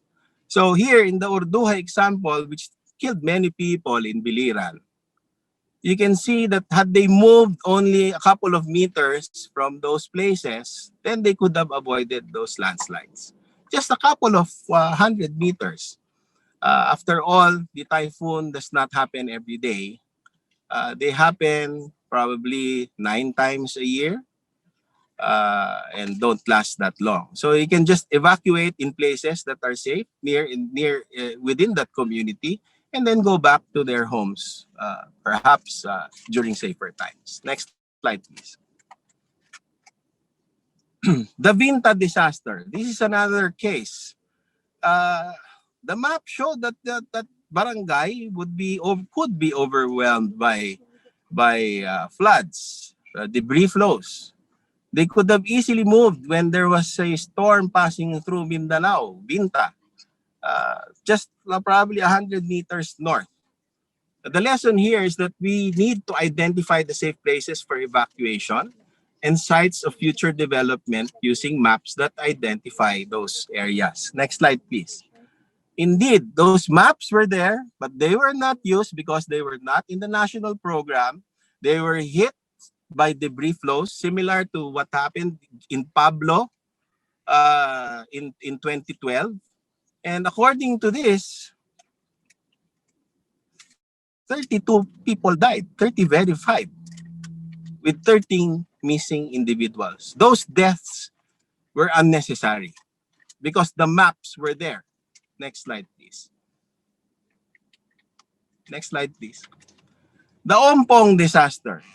Even mountainous places may have safe havens where evacuation centers can be placed, but science and technology must be used. Next slide, please. Of course, we know that these are very steep slopes, but you see, if you use high technology and frontier science, that place where the landslide happened, that's a satellite image to your right, and that is the landslide hazard map to your left. They are there. It was able to capture before the landslide happened. that place that could have that place where the landslide transpired. Next slide, please. What could they have done? You know that it's a mountainous area. Maybe when there was a warning, the forecasts are getting much better. Please uh, move forward. That place is the safest place. That is probably about 300 meters. They don't have to go all the way to La Union to evacuate. Within that community, they can evacuate. At least they increase their chance of survival. So what happened with these maps? They were not used because they were not in the national program. Next slide, please. We cannot afford to have these kinds of maps because, as I said earlier, hazard maps, the business of hazards mapping is not to identify the hazards. It's really to identify the safest places where we should construct our evacuation centers, where we should develop so that we know how to plan. Given a map like this, will not be useful because the people will not leave that place anyway. So coloring that map with everything as hazardous will not be able to help the community. Next slide, please. The Naga disaster. What is the lesson there? What was the lesson there? There were warnings, but the response was not appropriate because those houses were identified as low susceptible areas. Please press forward. Those that were buried 1.1 to 1.2 kilometers away from the head of the landslide. That is very far. 1.2 kilometers. Little did they know that they could be reached by those landslides. And they were buried under 10 meters, 10 to 15 meters of rubble. Next slide, please. The landslide maps were able to capture it. But if we provide them with next slide, please. Next slide, please. With maps that does not show any safe place, then we're in trouble. So there was a good warning. Fractures were opening up a month before. They evacuated those people at the head of the landslide, but they did not evacuate those people at the foot of the landslide, 1.2 kilometers away, because the map that was used by the city government, prepared and validated by official offices, showed that that yellow part is a safe place. Well, the safest place because it's low susceptibility to landslides. So it was not part of the equation in getting the people out. I ask you or I request you to, if we want to verify if what I'm saying is correct or not, to look at their 2018 Local Disaster Risk Reduction and Management Plan and check whether those houses that were buried were in a place that was considered or mapped out officially as a low landslide susceptible area. Next slide, please. Next slide, please. In summary, these are the key points, key actions that are needed by the country. The first is open data. Sensors should be revived immediately. We should use probabilistic risk assessment for development planning. That one is contained in the CRMF, and that's why it's very, very, very valuable. Use of frontier science and advanced technologies in mapping safe havens for use in development plans. That is all that I have to say. Next slide, please. Thank you for listening. Mabuhay po kayong lahat. Thank you. Thank you very much, Mahar. Of course, again, that's the Executive Director and concurrently the Director also of the NOAA Center. So, Mahar, there are, just please take note of the questions from your fans or your future fans in the chat box, generally asking whether partnerships are available for UPRI, if UPRI can be consulted in the formulation of local plans with respect to climate and disaster risk assessments, I suppose. Of course, I'll answer that with a general statement. No?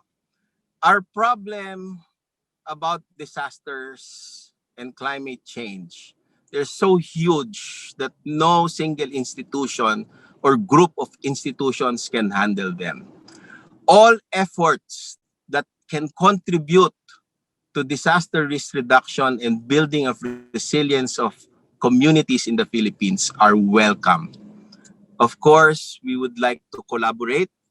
We would like to cooperate because if we do not, if we claim to be able to handle everything that threatens or plagues our country, then we won't be able to get anywhere. We all have to be unified. We have to be a whole of society, a whole of government approach. And the way to be able to be successful in collaboration is to open up the data set so that everybody can trust each other and communicate with each other, because that is what science is all about.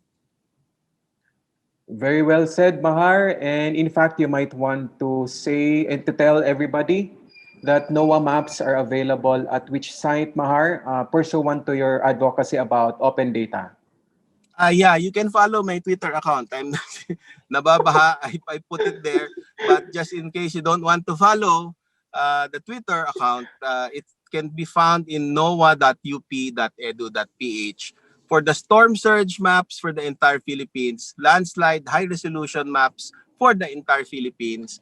Floods, it's not all there because I don't have the complete what do you call this, control over all of these maps, but we have put up the maps that we could put up there also in that site.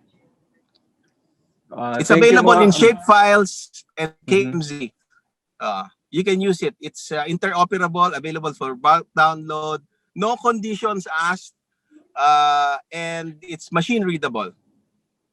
Thank you, Mahar. So, ladies and gentlemen, those who are posting, if it can be downloaded, obtained, remember the words open data translates to free. So, libre po yan. So, just go to the website that Mahar already mentioned, and again, follow him on Twitter so that he can tweet you back. Thank So, you. thank you, Mahar. Yeah, thank you, Mahar. Salamat. Thank you. And so for the next session, what we will be discussing is the global climate crisis and the rise of the climate emergency movement. And we have another prominent speaker for that, no other than Mr. Nadirev Sanyo. And Nadirev, or Yev for short, is the current Southeast Asia Executive Director of Greenpeace. But in a previous lifetime, he was also the commissioner of the Climate Change Commission.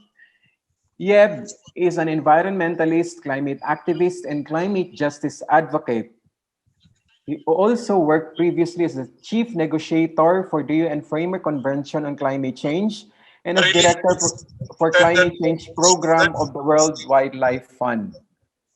So in fact, in his stint as a negotiator for the Philippines, head also of the Philippine delegation, he was adjudged as one of the best, in fact, one of the very best negotiators in the UNFCCC for the entire world. So, ladies and gentlemen, I now yield the floor to the former commissioner, top climate negotiator of the Philippines, Mr. Yeb Sanyo.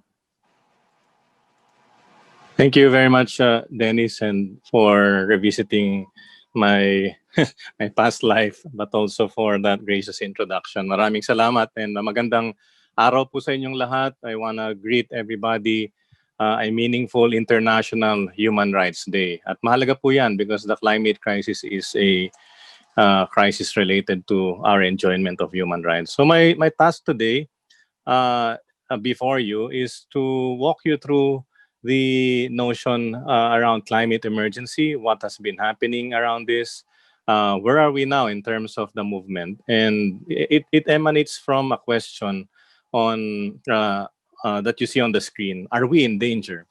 If we're asking governments around the world to declare climate emergency and act with urgency, why are we doing that? The main reason why are we doing that is because we are indeed in danger. And let me zoom out a little bit because Dr. Mahar Lagmay had given us a really good picture of what happens at the ground, on the ground, in particular with hydrometeorological hazards. What I would share with you would be sort of the big picture around how climate change is affecting all of us in many parts of the world. Now, climate emergency, I would tell you a little bit more about the trend around the use of the term, but are we in danger? So let's just look at how climate change is happening. And if you look at the hottest years on record, you will see that the last 5 years have been the hottest. And most likely 2020 will join the top five again. And the 10 hottest years you will see are all in very recent years, if not the past decade, at least the past 2 decades. If you're not yet convinced about what you see on the screen around the trend of warming, let's go back to many decades before that, or even a century before that. And the baseline would be the pre-industrial level in the 1880s. You will see in this chart at 0 degrees, which is our baseline. And you will see that indeed over the past century, you will see the rise in average surface levels, temperature in the whole world, right? So compared to pre-industrial levels, and you will see how convincing it is, and now we're close to breaching what is described as a catastrophic threshold, which is 1.5 degrees. Now, if you look at that in a different angle based on decades, it's also very clear that every decade thereafter would be the warmest decade. And this is a result of, as many of you already know, this is a result of the accumulation of greenhouse gases in the atmosphere, and I won't really want to go into that. Now, if you want to look at a little bit more of a monthly recording of temperature from 1980 up to present, you will see the trend going up as well. So I think we're all on the same page on that. I think it's important we all acknowledge that that the climate change is happening. In fact, possibly faster than we ever imagined. And when we look at these temperature thresholds, it has a lot of implications para sa ating lahat. Hindi lang yan yung nakikita natin, usually pinag-usapan natin, bagyo, or floods, more intense storms. Hindi lang yon, daming mga slow onset events like rising sea levels. And I think many of us are familiar with that.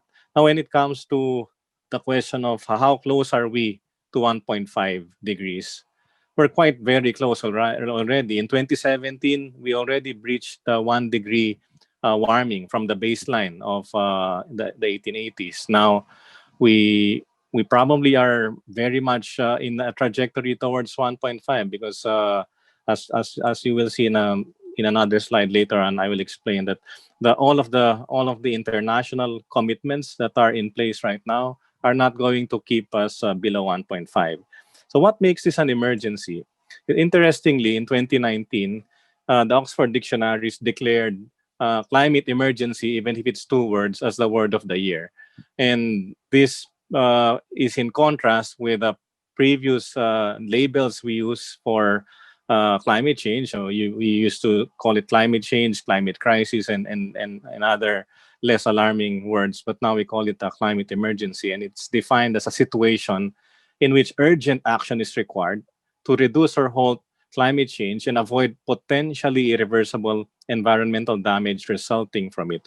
And this is quite an oversimplistic definition if you look at it, because it's not just environmental damage, as Mahar clearly demonstrated earlier. A lot of people's lives are at stake.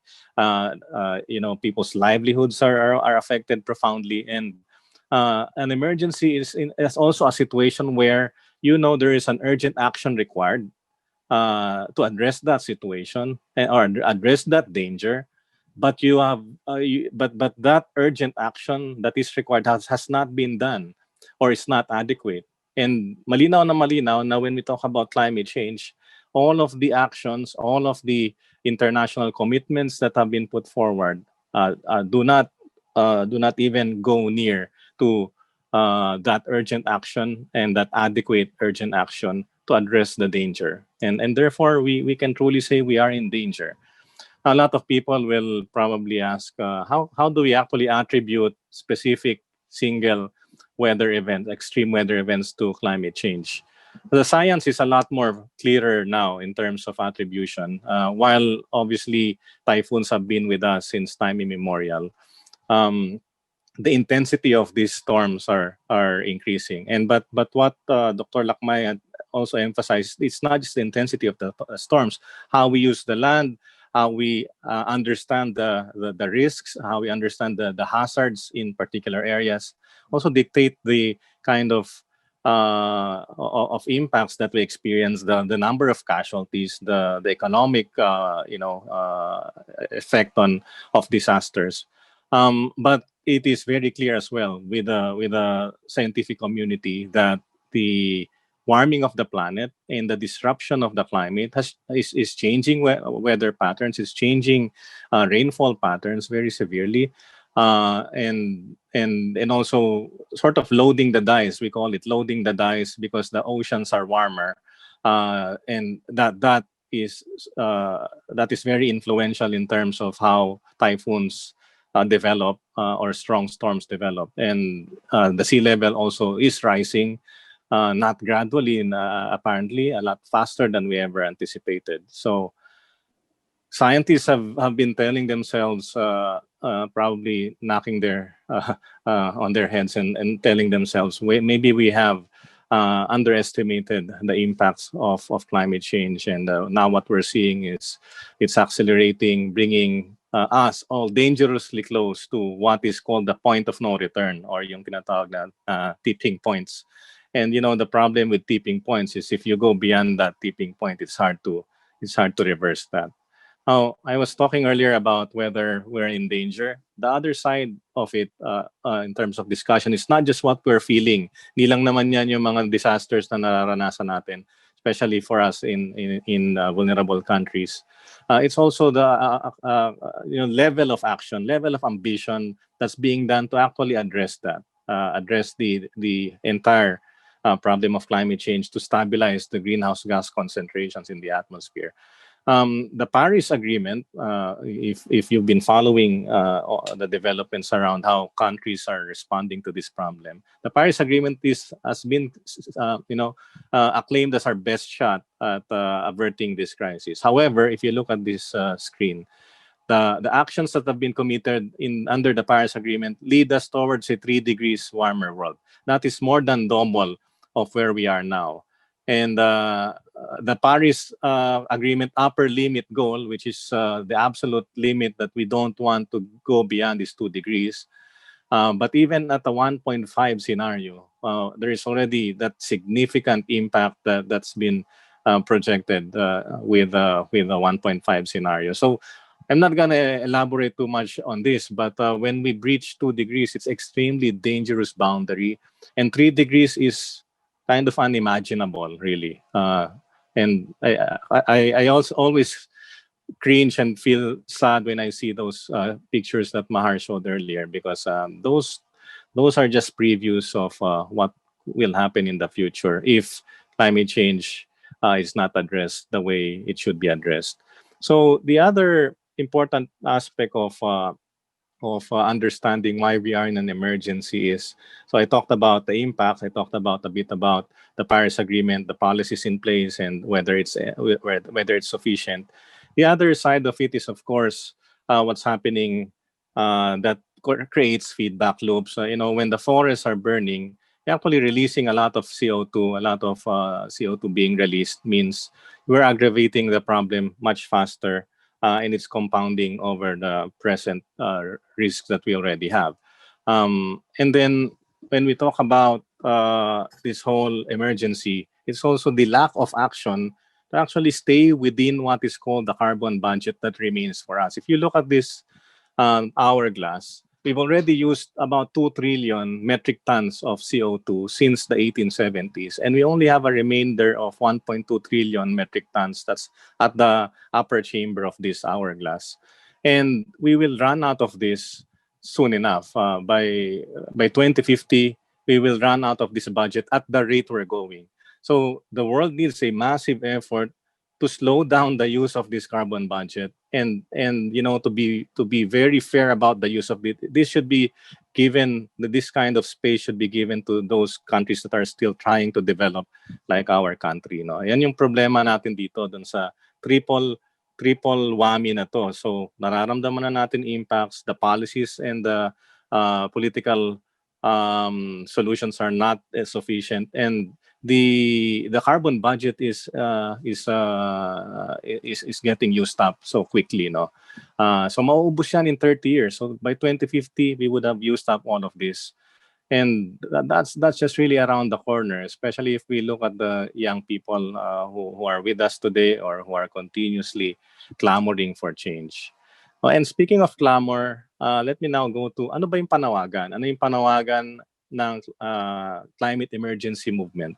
The climate emergency movement is basically anchored on the climate justice movement as well. And when we say climate justice, what we mean is we hold those responsible for climate change responsible. And why do we have to do that? Because those who are largely responsible for the climate crisis, now we call it a climate emergency, are industrialized nations, huge nations, and big behemoth corporations, in particular the fossil fuel industry. And why do we have to hold them accountable? Because they continue to reap profits from a business that continues to destroy the planet and puts all of us in peril.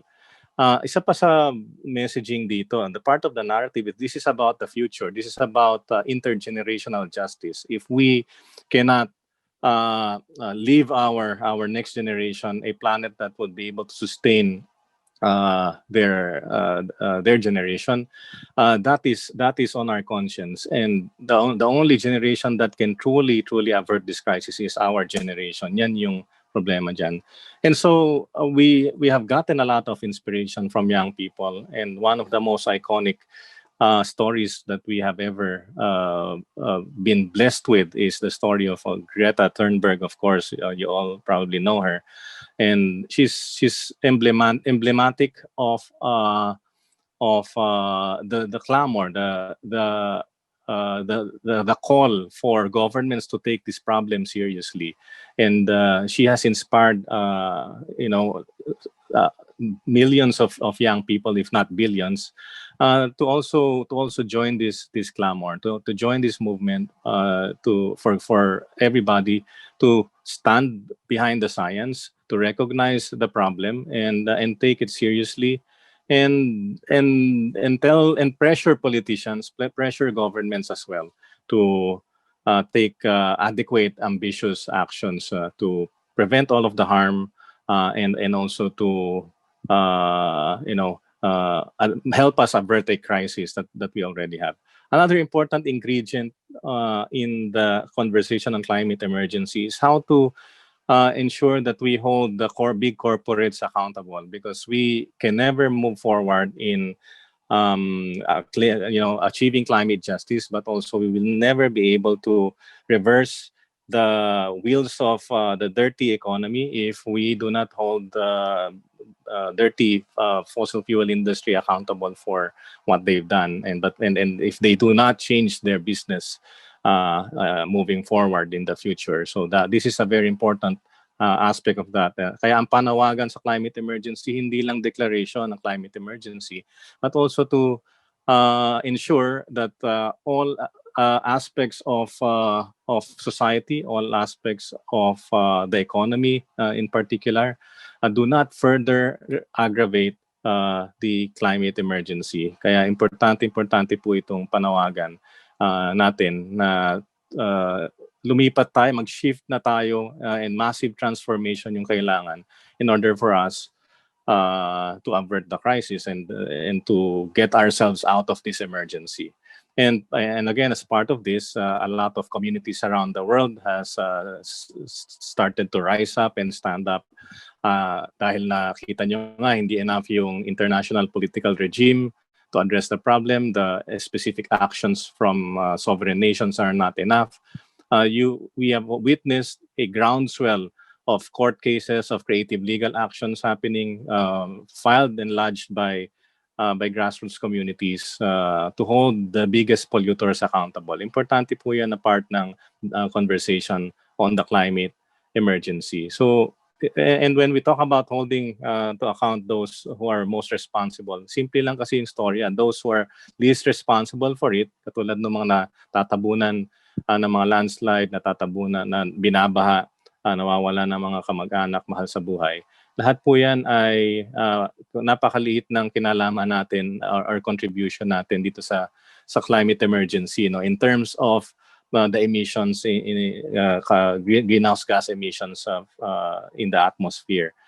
Pero tayo tinatamaan, no? So this is truly an issue of justice. Indeed, probably one of the most serious injustices in history. So that's where we are now in the context of this. So how far have we gone in terms of this movement? I have never seen a movement grow as fast as the climate emergency movement, and of course this is overlapping with the larger, climate movement. A lot of youth going out there on climate strikes. These are all part of that. And what has this accomplished? As of today, we have close to more than, I think, 1,850 plus governments that have declared. I am talking about cities, towns, provinces all over the world that have declared a climate emergency. Hindi marami ang 1,850, but it looks like it's a small number compared to the actual number of local governments around the world. But that all of these towns and cities are from at least 33 countries, representing at least 1 billion people. No? So this is truly a milestone for this movement, and I think with the House of Representatives, salamat sa leadership nyo, Kong Joey, at sa Committee on Climate Change, we have joined this growing movement of governments and sovereign nations that have decided to declare the climate crisis as an emergency, and that we will take ambitious action to address it. Hindi lang po governments, hindi lang mga individuals, there is resounding support from scientists, and importante to kasi even in this forum that we have now, we rely a lot on the wisdom of our friends from the scientific community, and that's why we're so happy to partner with the UP Resilience Institute in this forum, together with Congressman Salceda. Importante po ito, yung voice ng mga scientists in the context of the climate emergency conversation. I've emphasized, I think, well enough that the goal of declaring climate emergencies is not an end in itself. It's not even the first step, I would think, because we've done a lot of other steps before that, and but it is truly an important step among many steps. I think Kong Joey said that in his interview the other day. But the ultimate goal of the movement is to collectively and immediately lead the public out of what we call the normal mode, and the pandemic has, I think, made us realize what that means. And we need to go into a mode where there is more urgency, there's more ambition, and there's more clarity about our responsibility for the youth. And you see here a picture of the Youth Strike for Climate from the Philippines. Our youth are telling us enough is enough, and this emergency is an emergency that they will inherit unless we do something terribly serious about it. Filipinos have definitely played a big part in the growing climate emergency movement, and I think our biggest desire here is to make this movement obsolete. You don't want a climate emergency movement forever. We want a future where this emergency stops, where the emergency is averted, and that we realize the the benefits of being able to address this problem collectively. So why does it matter? This is my last part. Why does it matter? I think everybody should be clear about why it matters. It's a matter of life and death. It's a matter of Filipinos refusing to accept that running away from storms, counting our dead, falling in line like this when we go to evacuation centers and when we have to fall in line for relief. Um, we just simply refuse to accept this way of life because it's unfair, it's unjust, and there is something that the world can do about this. And this is part of us embracing the possibility that another world is possible, that we can shape the new normal and we can call it a better normal because it truly is a future, and maybe not a distant future, but even a near future where we can truly enjoy the fruits of our collective effort to fight the climate crisis. And this is manifested from a wide range of voices from all over the country expressing our aspirations or their aspirations about what it means to have a better normal, what it means to be able to avert the climate emergency. So that we should not go back to normal because we all, I think, realize that normal is the problem. But just as an important imperative for all of us as well is never to lose sight that this is a responsibility we have. An emergency, if not averted, will continue to affect our future generations profoundly. So are the tasks before us, and I think we know, we used to know this as adaptation and mitigation. Mitigation is basically being able to avoid the unmanageable, and adaptation is being able to manage the unavoidable. We need to be able to do these things, and this is the only way we can truly confront this emergency. And I reiterate finally that this requires a whole of society, whole of nation, whole of government. I think all of us have been mouthing these words in all sectors of our national life in order for us to anticipate, halt, reduce, reverse, address, and adapt to the impacts, consequences, as well as play an important part in curtailing the causes of climate change. So maraming salamat po at mabuhay po kayong lahat. Thank you very much, Yeb. Eloquent as always, and of course, highly powerful image, a very powerful image as usual for your presentation. So now that, of course, Yeb mentioned that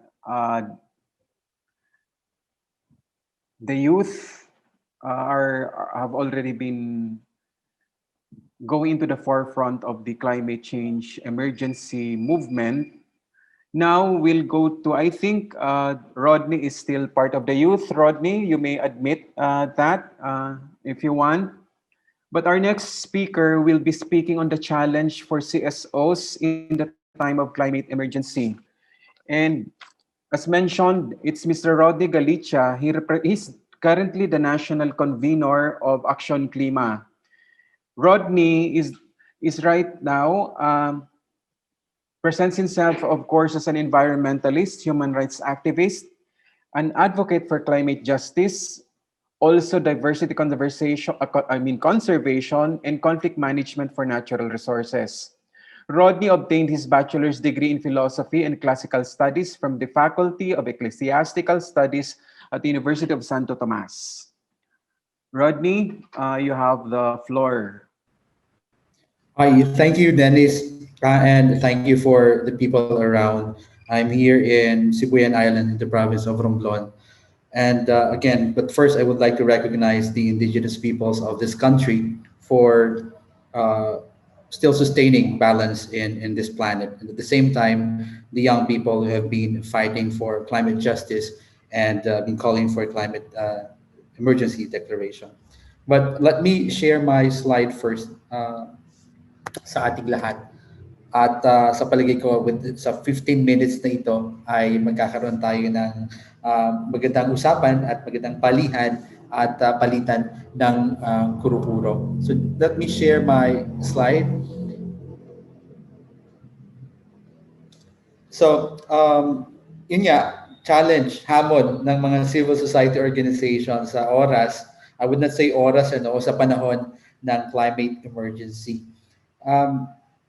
Kung inyo pong mamarapatin, punta po kayo sa menti.com at may tatanong lang po ako sa inyo and use the code 2181149. At nais ko pong maging ito ay participative para lahat naman tayo ay magkakaroon ng pagkakataong tingnan kung ano nga po ba talaga yung epekto dito sa civil society organizations.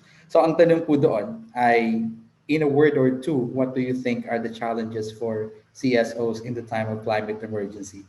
Ako dapat ang sasagot niyan, pero bibigyan ko po kayo ng pagkakataon na sagutin ang tanong na ito habang tayo ay nagdi-discuss ng aking topic para sa ating lahat. So, menti.com and use the code 2181149 kung meron po kayong internet connection.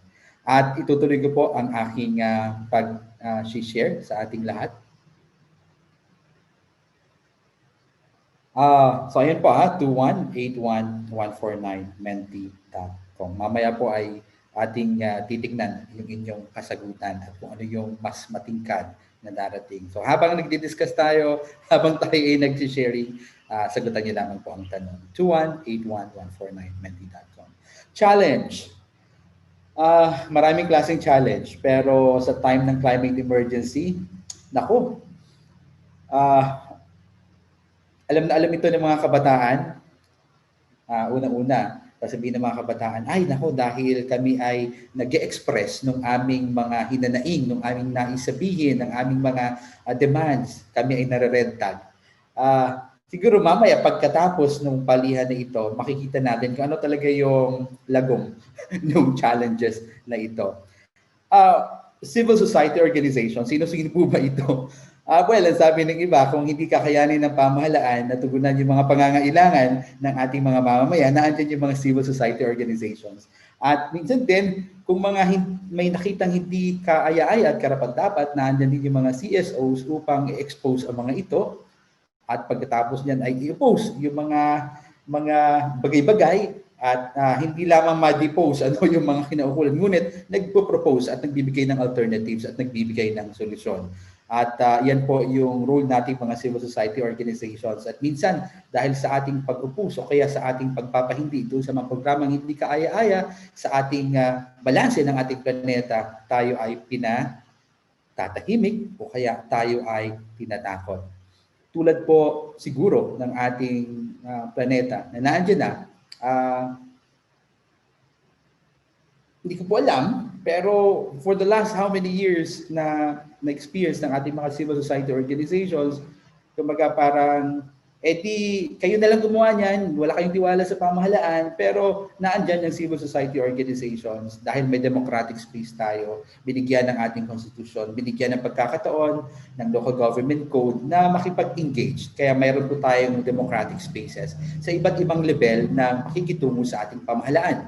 Mula po sa level ng barangay, even sa city o sa ating mga munisipyo, sa probinsya, sa rehiyon at sa national at even sa international. Nakikipag-engage po tayo na nagiging advisor po minsan yung ating mga civil society organization leaders sa negotiate sa United Nations Framework Convention on Climate Change sa mga conferences of parties sa ating dito sa United Nations. Pero kung tatanungin po natin yung time, kailan nagkaroon ng pagkakataon? Alam niyo po ba na simula pa na andyan ng civil society organizations sa usapin ng pagbabago ng klima o kaya hindi mauunawa ang pagbabago ba ng panahon?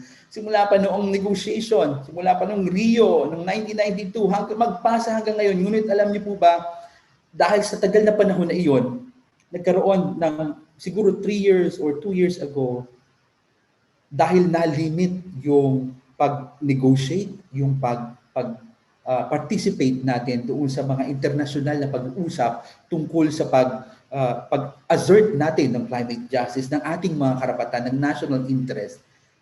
Hindi natin maunawaan kung bakit lumiit yung pagkakataong mag-participate for the last 2 or 3 years. Lumiit ng lumiit ang pagkakataong makitungo at pag-usap sa mga usaping pangklima, lalong-lalo na sa level ng pamahalaan. Hindi natin nalalaman kung ano yung nangyayari. May mga kakaunting pagkakataon, ngunit mukhang gumagrabe na ang pagkaliit ng, hindi siguro, ang oportunidad sa pag-participate at pag-engage doon sa mga usapin. Ngunit alam natin na time is gold. Dapat nating tignan yung urgency ng matter, Kaya naandyan. We already know the science. Alam natin na na-present na kailangan nating umaksyon. Alam natin na emergency, kahit nasasabihin natin, late itong pag-declare ng climate emergency nito. Dapat 20 years ago, nag-declare na. Ang tanong, anong ginawa natin? Anong ginawa ninyo? Di dapat natin na-declare 20 years ago. But it's good to declare and to express that there's indeed an emergency. Yun nga, ngayon lang natin nalaman na emergency pala ito, na may urgency. Kung hindi pa natin naramdaman ang panganib at hindi lang naramdaman ang panganib, kundi sumuong tayo sa panganib na ito at naramdaman natin ang epekto ng panganib na ito. Naalala tuloy natin yung sinabi ni Pope Francis sa Laudato Si on Care for Our Common Home, number 23. Sabi niya, the climate is a common good, belonging to all and meant for all. At the global level, it is a complex system linked to many of the essential conditions for human life. Pag sinabi natin climate, ang pinag-uusapan niya na hindi lamang yung siyensya nito, kundi ang mukha ng mga naapektuhan nung mga panganib na dulot nito. Nagkakaroon lamang ng sigurong disaster dahil sa kapabayaan ng tao. Pero hindi lamang mukha ng tao ang pinag-uusapan dito, kundi ang mukha ng buong ekosistema, ang mukha ng buong iba't ibang may buhay. Emergency. Pasalamat tayo at nagkaroon ng pagkakataon na magkaroon ng House Resolution proposal.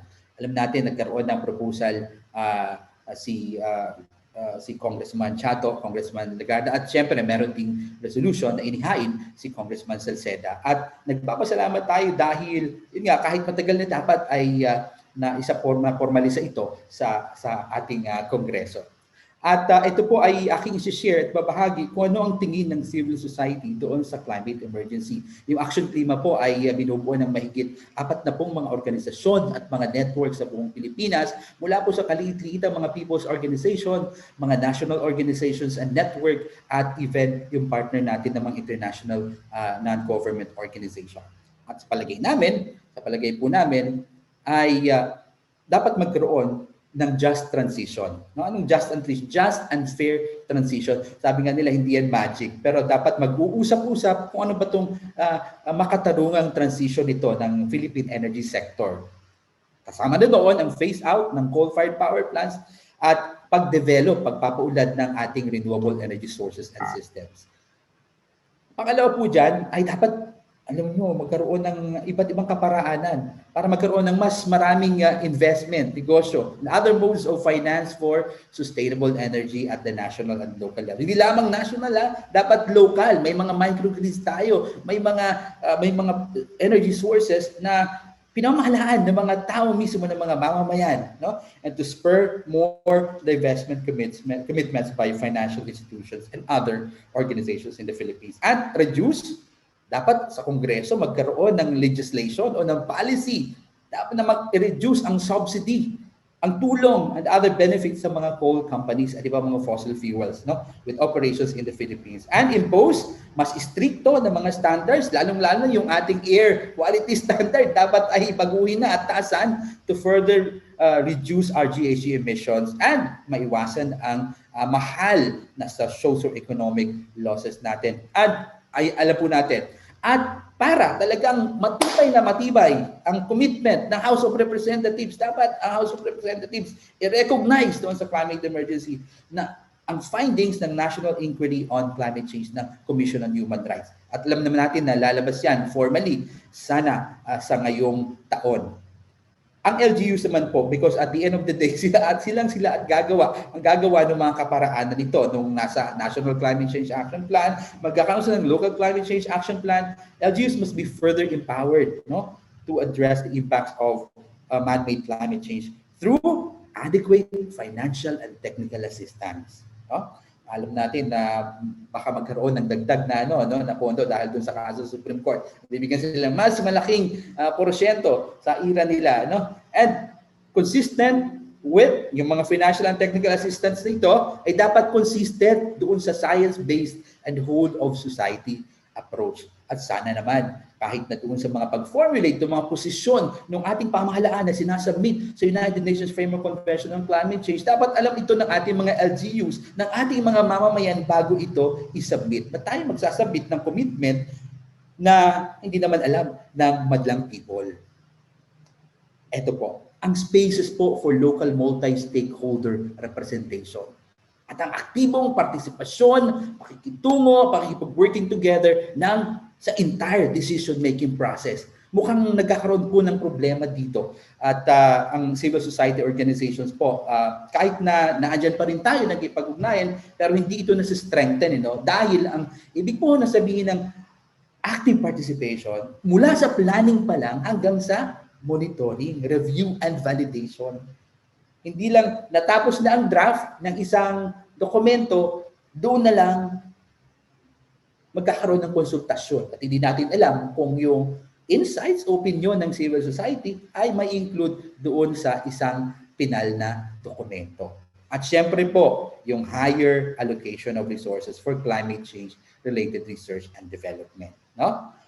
Ang Action Klima po ay miyembro ng Asia Climate Change Consortium at nagkaroon po tayo ng isang unified na posisyon at na pag-aaral, study, lalong-lalo na sa ngayon ng climate emergency at ng pandemic emergency. Ano ba yung mga challenges and opportunities po na nakita natin?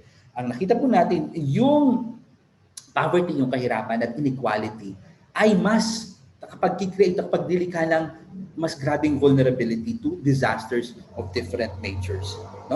Sa panahon ng COVID-19, halimbawa. At sa panahon nito, not all civil society and people's organizations ay may kahandaan sa pag-transition ng kanilang mga programa, mga proyekto at mga gawain sa digital platforms. Sa COVID-19 situation ito. Pero kung marami ng bagyong parating, malakas sa bagyo at nasira yung ating mga pasilidad, ano ang magiging sagot dito sa mga challenges na ito, lalong-lalo sa panahon kung ngayon na halo-halo na yung ating mga problema, yung pandemic at yung climate change. Yung climate or advocacy organizations must maximize also the opportunities presented in digital and mobile platforms. Dito po, hindi lamang siguro sa pandemic at nakikita po natin na dapat iwasan natin yung paglikha o paggawa ng green recovery frameworks na that could create inconsistencies with existing ones and slow down efforts to mitigate and adapt to climate change. Ito po, mukhang ito ay isa sa mga nais naming ipaabot din sa pamahalaan, sa Kongreso, at sa executive branch na yung NDCs natin must not be delayed. Kaso lamang po, for the last 5 years o kaya for the last 3 years nung pagkaroon tayo ng accession sa Paris Agreement noong 2017, yung pag-draft po ba, pag-formulate ay naging participative, transparent, and meaningful. Okay po na kailangan nating mag-submit na, hindi dapat ito ma-delay.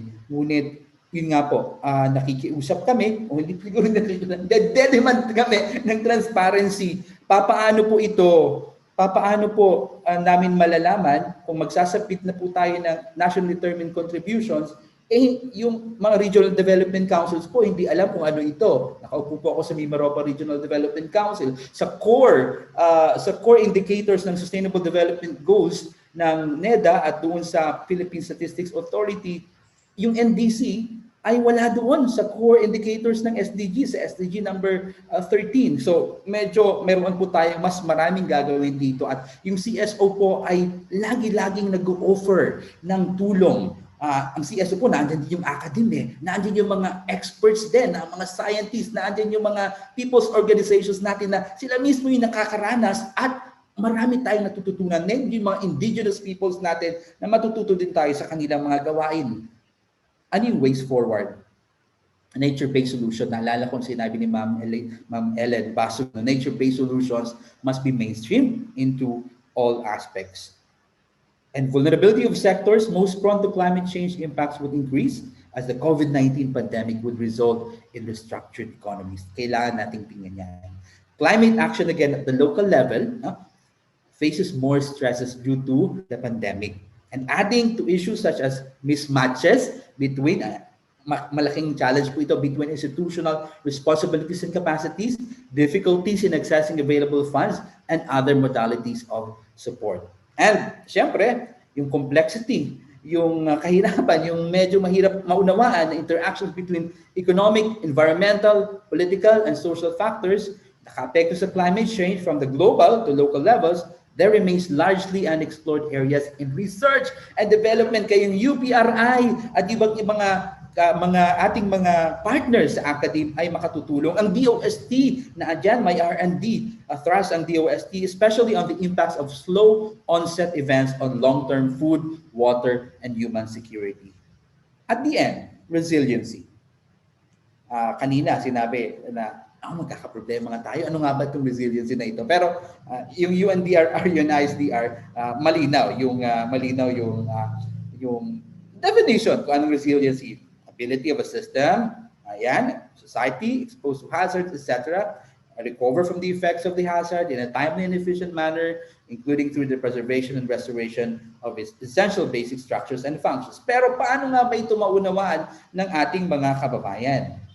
May nagsasabing katatagan, may nagsasabing marami tayong mga words. Pero naalala ko tuloy, si Kuya Mike Magalang, siya ay pumano noong 2016. Isa siya sa mga tinitingala sa DRR, Disaster Risk Reduction and Management World Movement. Lalo na siya isa sa Marinduque, no? Marinduque Council for Environmental Concerns. Meron siyang laging sinasabi ng resilience can be translated into, nag-invento siya ng isang word, no? Sinishare ko lang ito sa inyo dahil ito yung natutunan ko sa kanya. Sabi niya, ito yung katumbalikwasan. Katumbalikwasan. Sabi ni Kuya Mike. Sabi niya, sa aming pagkukwentuhan, ito yung naalala ko. No? Kasama ang lahat mula simula ng pagpaplano at paghahanda.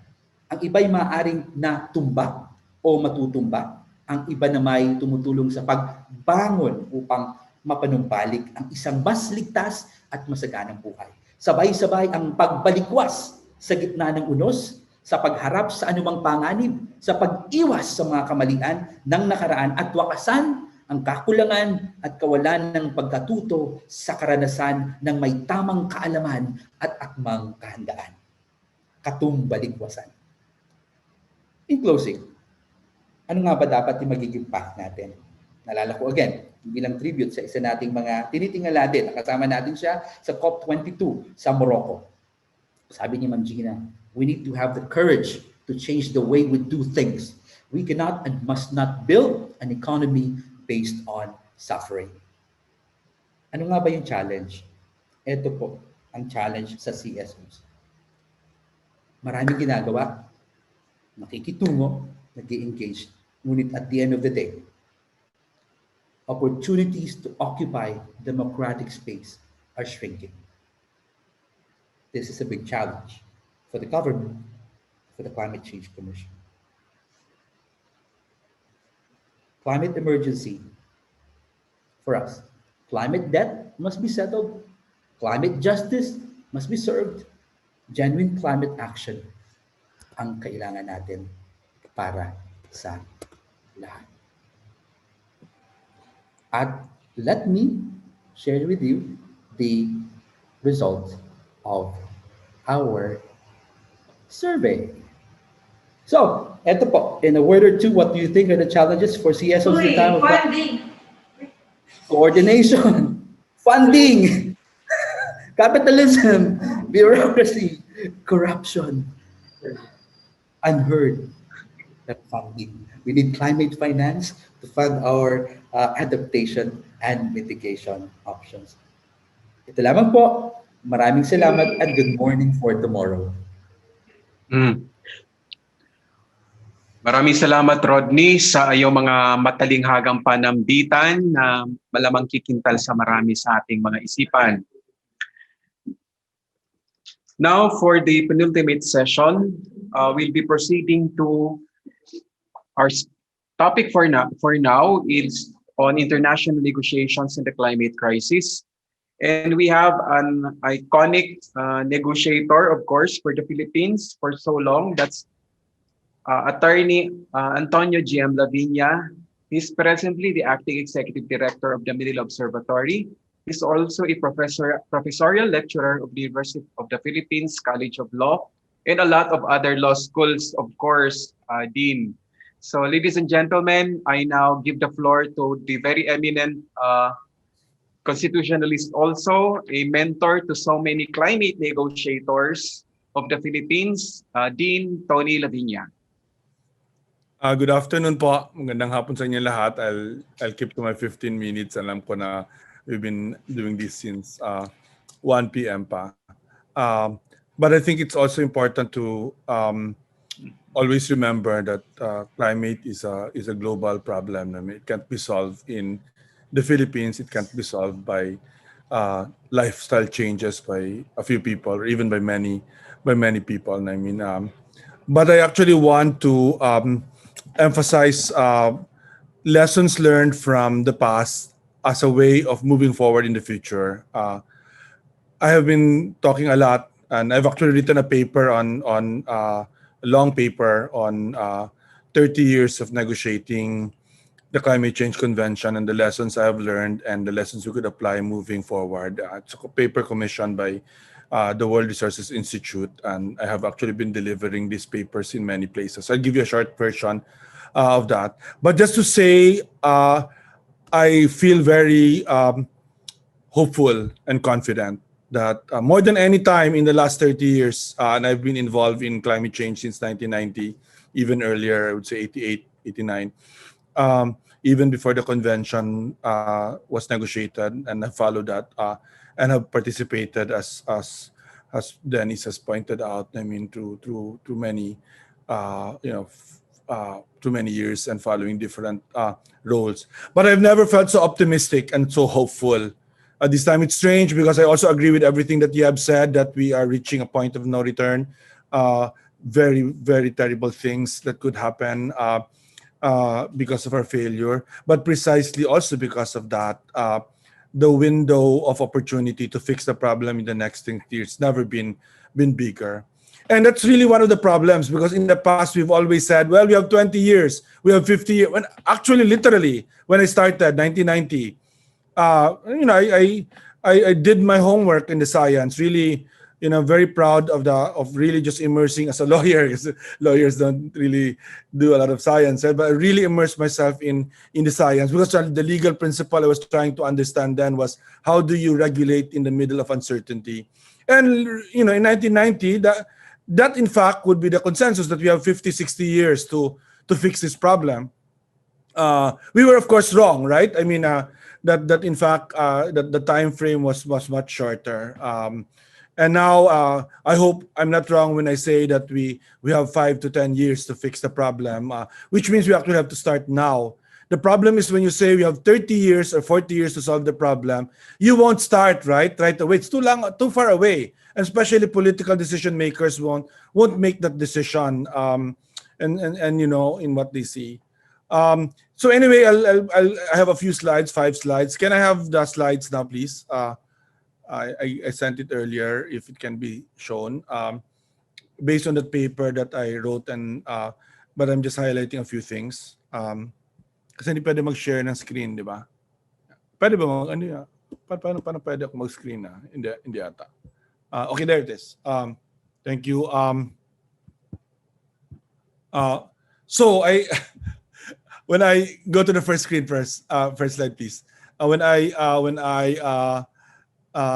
wrote this paper, actually the cute title, say WRI likes cute titles. I've worked there before. The UNFCCC negotiations, forward, backward, forward, backward. Those of us who have gone through the negotiations through the years, like kind of sometimes feel that parang hindi tayo nagpo-progress or nag-progress tayo dito. So next time naman, baliktad na naman tayo. There's a cycle. I mean, and it's not really very inspiring to see that again and again. I mean, next slide, please. I'm not gonna bore you with all the historical milestones. Next slide. Historical milestones. Yes.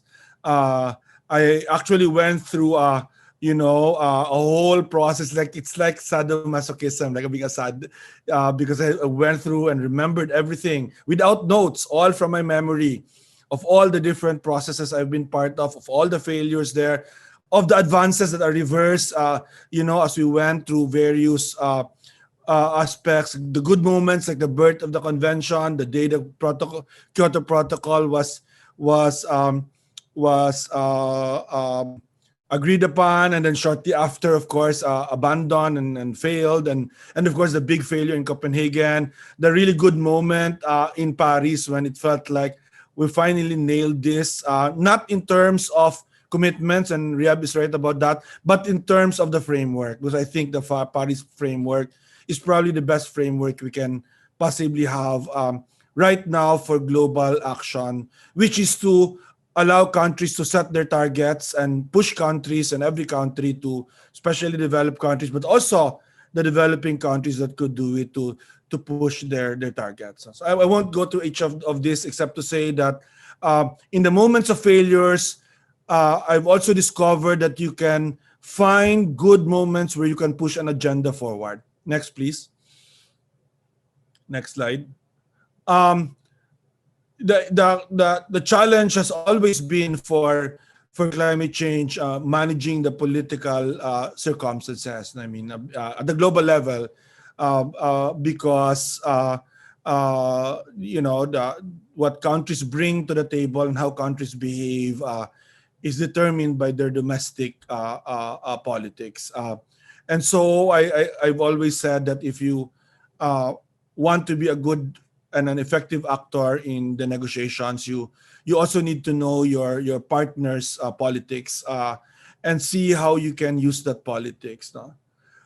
Big trust deficit in the climate change negotiations, and how to address that has always been our challenge as well. And I think moving forward in the future, we need to continue to build trust among the different actors.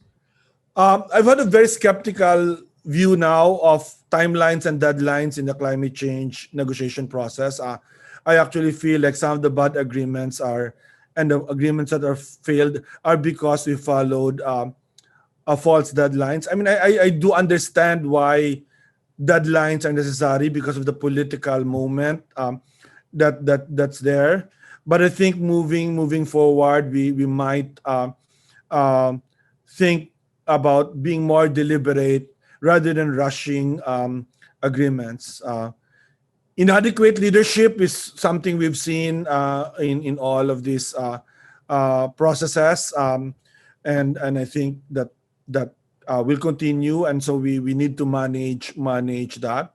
And of course, the question of equity between developed and developing countries, and within countries. I've always said that equity and justice is not just a question of between North and South and developed and developing countries, but within developed countries, there's a question of equity, and within developing countries, there's a question also of equity and justice, and you actually have to manage that even in the global context. Next. At the same time that there have been challenges, quite a lot of lessons I've learned. I mean, and for example, in the science, there's really no alternative to decisions based on the science. And when I go to moving forward, that's going to be very, very critical. I'm very glad that we have in UPRI and we have other organizations. As you know, I've agreed to shepherd the Manila Observatory, working with many scientists, including a lot of young scientists that we have sent abroad now, because it's very important for me in this next phase that we adhere to the science, not just in terms of understanding what we're faced with, but also in responding, whether it's to climate events or even to the solutions that we propose. Flexibility in setting agendas, frameworks. I talked about deadlines already. Is critical as we move as we move forward. It has been serendipitous, but the silver lining when there have been failures, big failures in the global climate process, has actually been good. I mean, I always credit the failure of the Kyoto Protocol to the birth of the adaptation agenda, or at least the acceptance of the adaptation agenda in the global process. If you were in the negotiations from 1990 to 2000, we couldn't get adaptation to be seen as important as mitigation. It took for the failure of the Kyoto Protocol, the realization that, oh my God, we are going to be committed to even much greater climate change than we were already experiencing in 2000 to 2005, which was my eureka moment. I mean, Milenio, what's that? The different, Kung Joe is here, would remind us, Milenio and what was the other big storm? Riming in Bicol, Frank in the Visayas, of course, eventually Ondoy in Manila was my eureka moment, that what I was always talking about for 20 years before that, about climate change impacts, was already happening. It took me until 2004, 2005, probably 2006. The two storms in Bicol, because my wife's family is from there, was the one that woke me and said, oh my God, I have been talking about this as if it were in the future, and now it's here. And then, of course, Ondoy. I mean, I remember texting my good friend, Secretary of Defense Chudoro, this is the moment, the day before, the night before, seeing all the data that was coming, I knew that this was something I have been talking about for 15 years. But I thought it was going to happen in 2060, 2070, 2080, or even at the end of the century. And now it was happening 60 years earlier, right? But it took us another 5 years it took us another couple of years after that to actually get adaptation into the agenda. In the same way that, but it played an important role here, that it took us until 2013 in a big storm in the Philippines, Yolanda, Haiyan, to get loss and damage at least accepted as a principle, and therefore climate justice now has a foothold. A small foothold in the international process. But that's the silver lining, I mean, and the Paris Agreement. I actually like the situation that the U.S. said they would leave the Paris Agreement, but it will take them 4 years to do that. And anyway, the next 5 years, anyway, from 2015, was going to be about the implementation rules and all the technical things you have to do. We would have done it anyway, with or without the U.S. Doing this. But I liked it most of all because China is now the leader. And now with the U.S. back in, it's going to be China and the U.S. as a leader. You have to understand the political dynamics here to know how revolutionary this is. Because for 20 years, some people were trying to get China to do that. I wasn't doing that at the beginning because I was more allied with China. But by 2000, I was convinced, looking at the data, that China had to be a co-leader of the United States in dealing with climate change. And they were in reality, because they were doing a lot of things on the ground, but they would not accept that politically. Up to Paris, they would not accept that politically. They had to really literally be dragged in the negotiations, including by the US, to get to do that. But now it's indisputable, indubitable. It cannot be changed. It's irreversible. China and now the United States will now be seen as, we need to push them as to everything for adaptation, finance, etc. And that's a result of Trump leaving the process, and that's actually good, because leadership matters. I mean, and developed country or countries with immense responsibility because of their emissions and their financial strength and their economic strength really have no. I mean, I think CBDR still applies, but CBDR is really on a country-to-country basis and not on a block basis. I think that's moving forward. That's what the good thing about the Paris Agreement. I actually agree in the middle of the midnight of the discussion on the Paris Agreement that I remember Secretary Kerry saying then, who's now the climate envoy of um, of the climate envoy of Biden, saying that the Paris Agreement was the most differentiated agreement because every country uh, is supposed to do what it's supposed to do, what it's willing to do, what it's supposed to do, and will just be held accountable for that, right?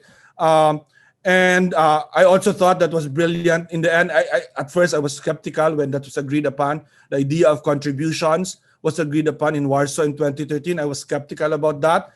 But actually, it turns out that it's the best way to US proof or to Brazil proof or whoever wants to be outliers.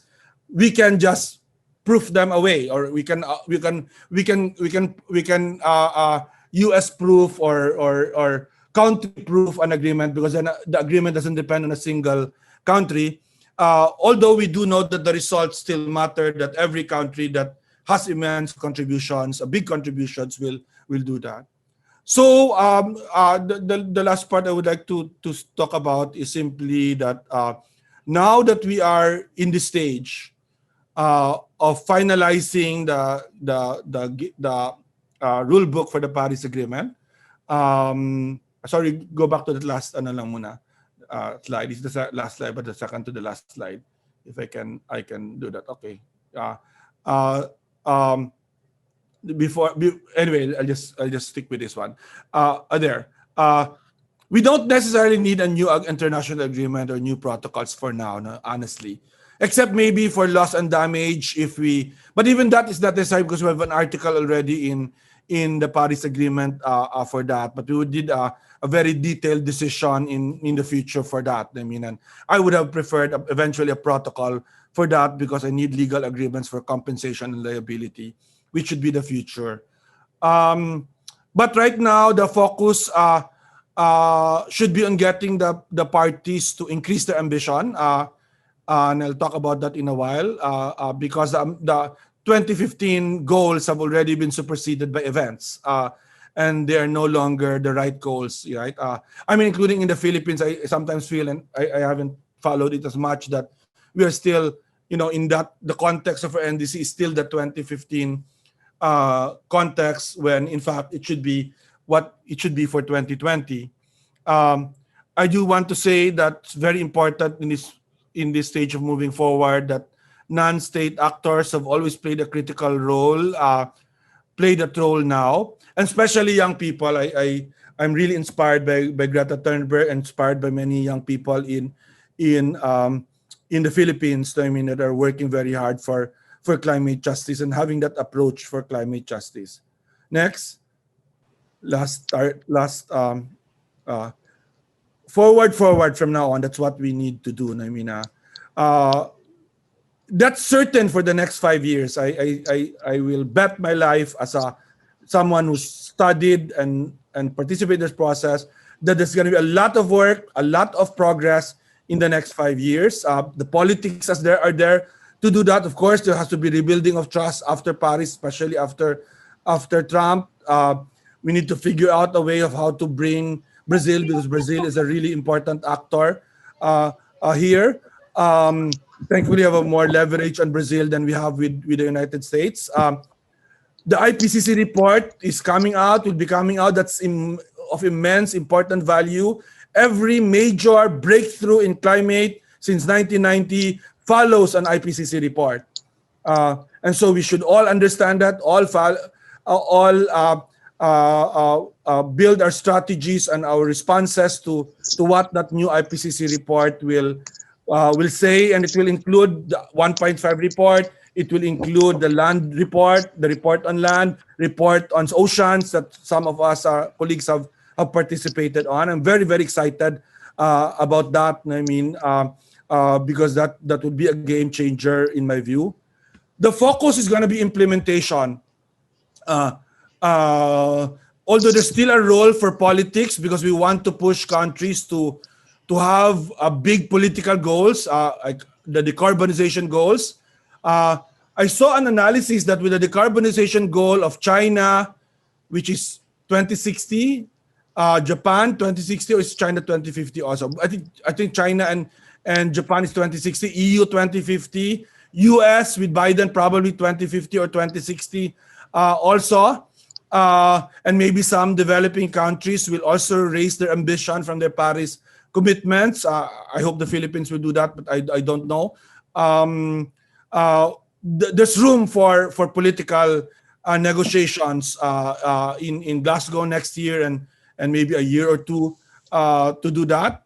But the focus should now be really on implementation, getting really lots of things going on the ground, including for funding for adaptation, funding, of course, for mitigation, helping transition to renewable energy, all of the things that have, we know what the solutions are. I always tell my students, we've always known what the solutions are. For 30 years, we have known the solutions.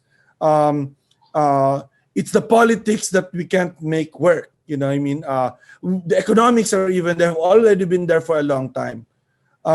Certainly, loss and damage and pushing the climate justice agenda is still a political matter because we're not yet there. We're not yet there in making sure that the way it always happens is I give always example of RED, which I was part of and led for a long time, 10 years in the process.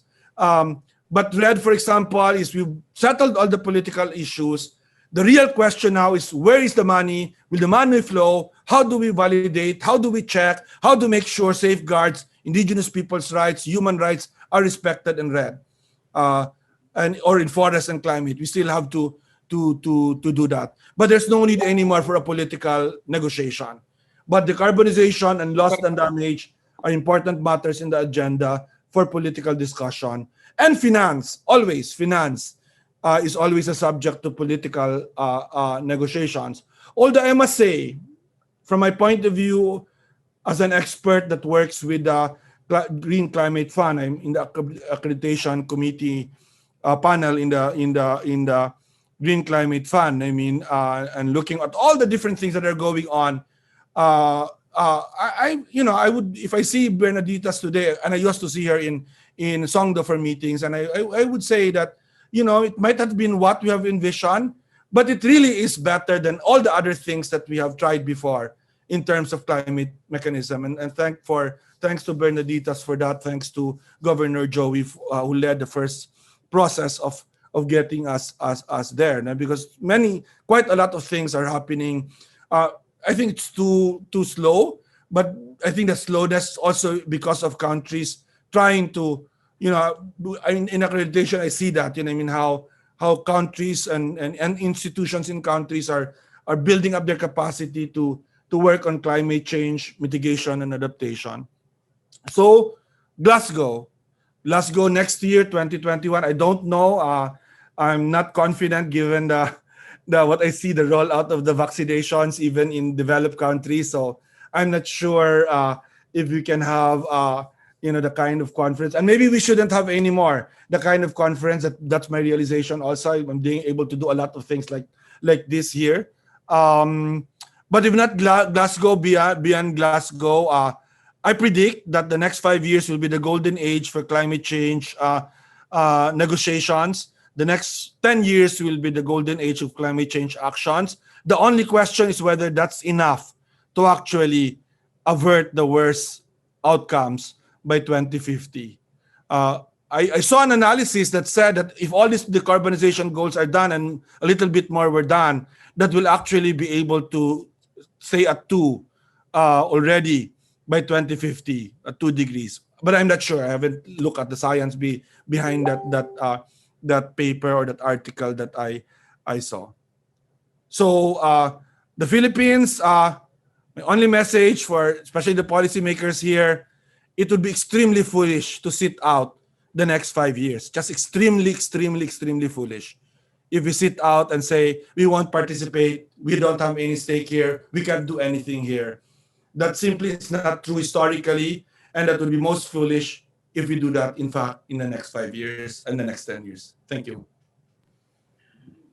Thank you, Dean Tony, for providing a very incisive look at what's in store for the climate negotiation. So if the next 5 years will be part, or even the next decade will be part of the golden years of climate change negotiation, then the disaster and climate emergency declaration is just in time so that we can ride the crest of that golden period.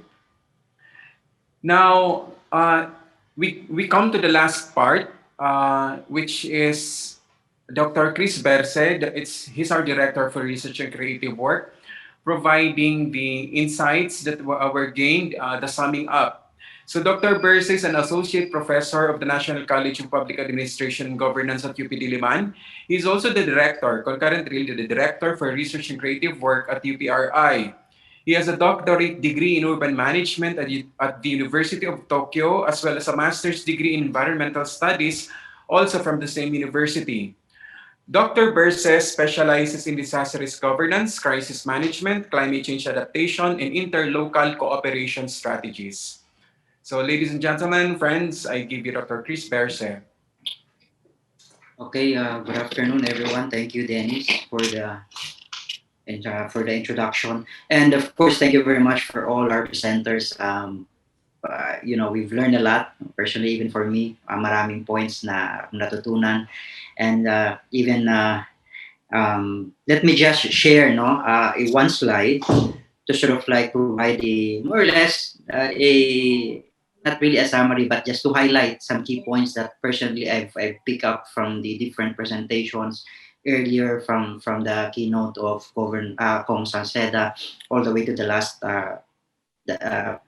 talk by Dean Tony Lavinia. So as we have seen in the presentations earlier, we started with where we are now, and we have seen it very clearly from the presentation, of course, of Dr. Mahar Lagmay, and of course the very provocative discussions by Yeb Sanyo. We have seen that when we talk about climate disaster and climate emergency, we're not talking about something that will happen in the future or will happen tomorrow, but something that actually we are experiencing today and we have experienced in the past, in the recent past. And as pointed out by Kong Salceda, we're facing an existential crisis. Diba? It's a crisis because it requires urgent action, and because the consequences would be, catastrophic and even unprecedented for us. And so it's a matter of life and death. So this is the situation. I don't want to belabor this, but this is the situation that we are in now. And as far as looking at where we would like to go, may ito yung mga keywords na nabanggit. Sabi nga nila, we're not just looking at, a new normal, but actually looking at having a better normal, especially after going through these complex disasters this year. So we're looking at a better normal. And so we have also talked about partially the need for us to strengthen our resilience, and not just at the personal level, but as a society.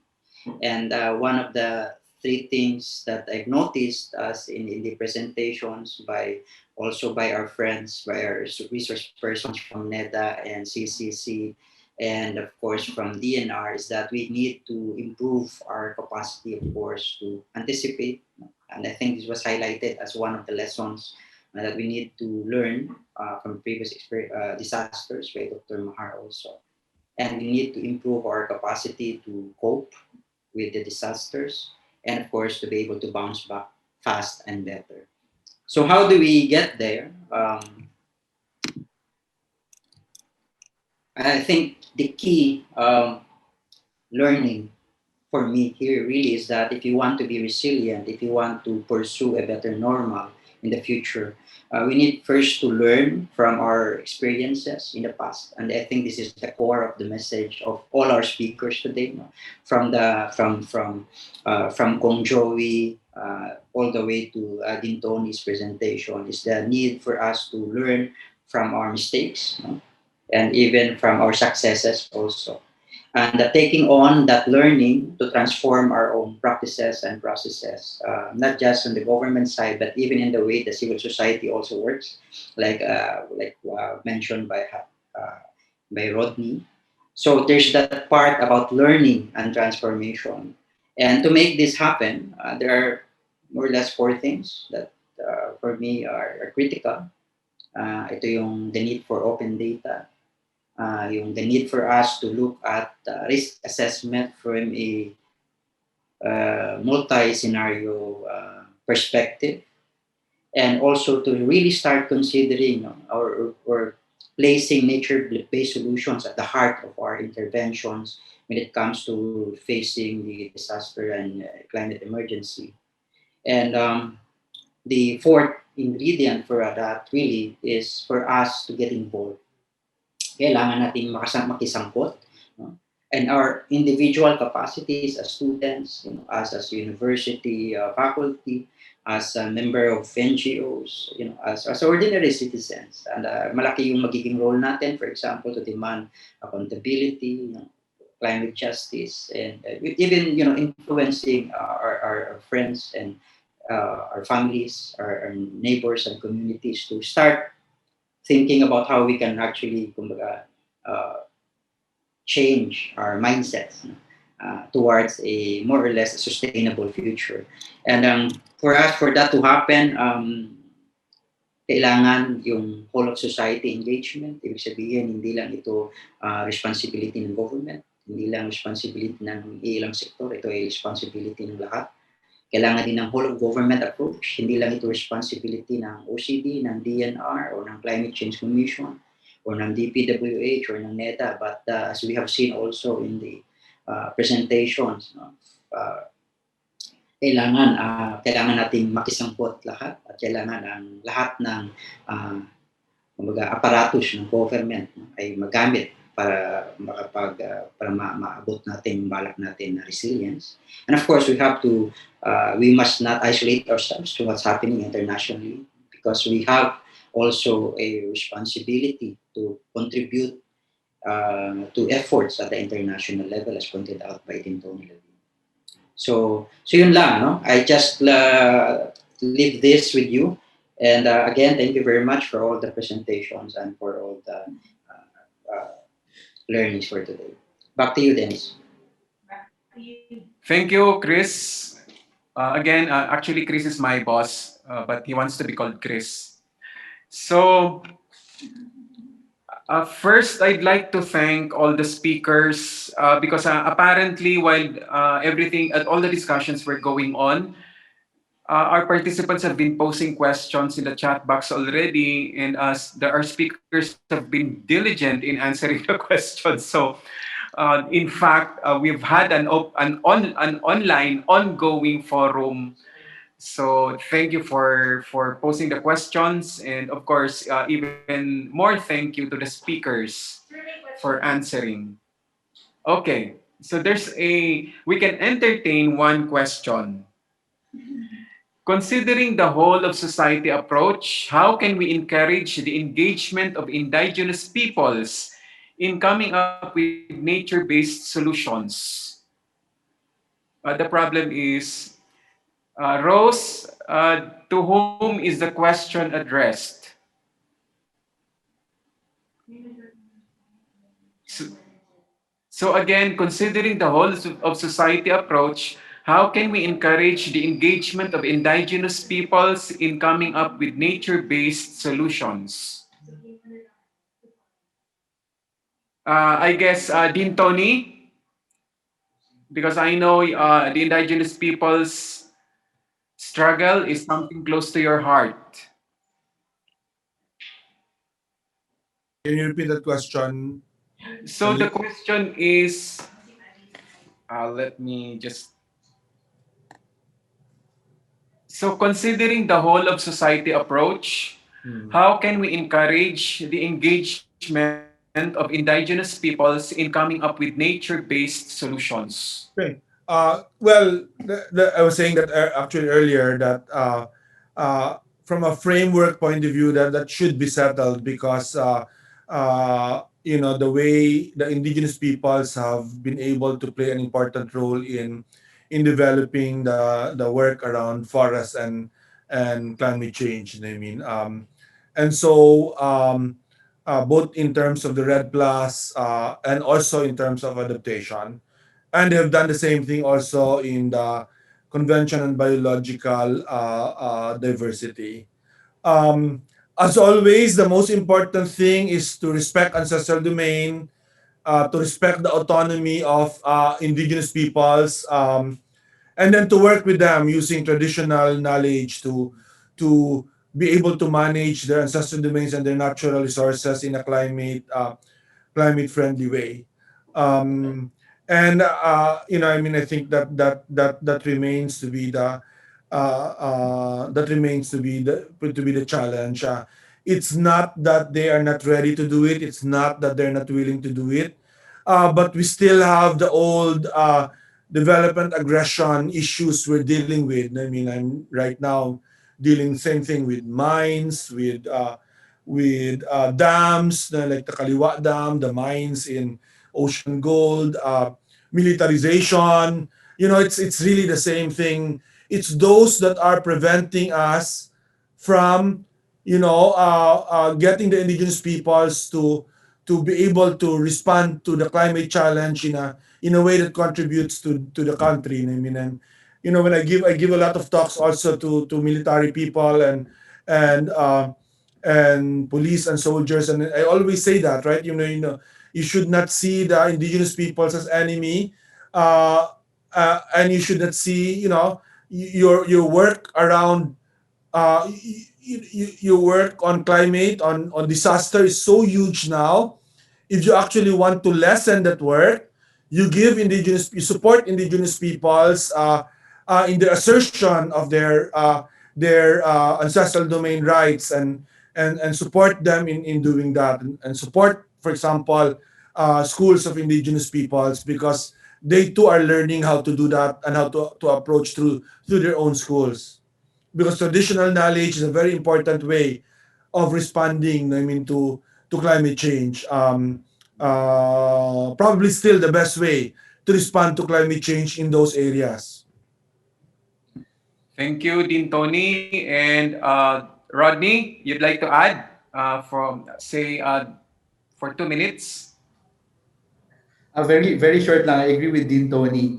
And Action Klima has many members in Indigenous peoples organization, but I would like to stress that we need to learn from the Indigenous peoples, the Indigenous knowledge systems and practices. When it comes to resiliency, they are the most resilient people in the world. However, because of some stresses, man-made stresses, and even stresses made by huge development aggressions, development na mga maldevelopment ay yung resilience na yan ay medyo naapektuhan. But we believe that the best lessons we can learn are from the indigenous peoples. Thank you.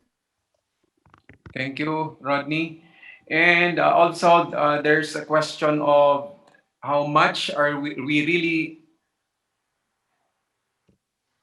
capable of giving up our lifestyle, because of course lifestyle change or behavioral change even was mentioned as part of the entire equation. But I leave that as a food for thought for now, because it will serve as an introduction, a question that should be posed to whether or not we want to push for carbon neutrality, carbon offsetting, carbon mitigation, etc. So with that, we have one last task, and that's our graduation pick. So please switch on your videos.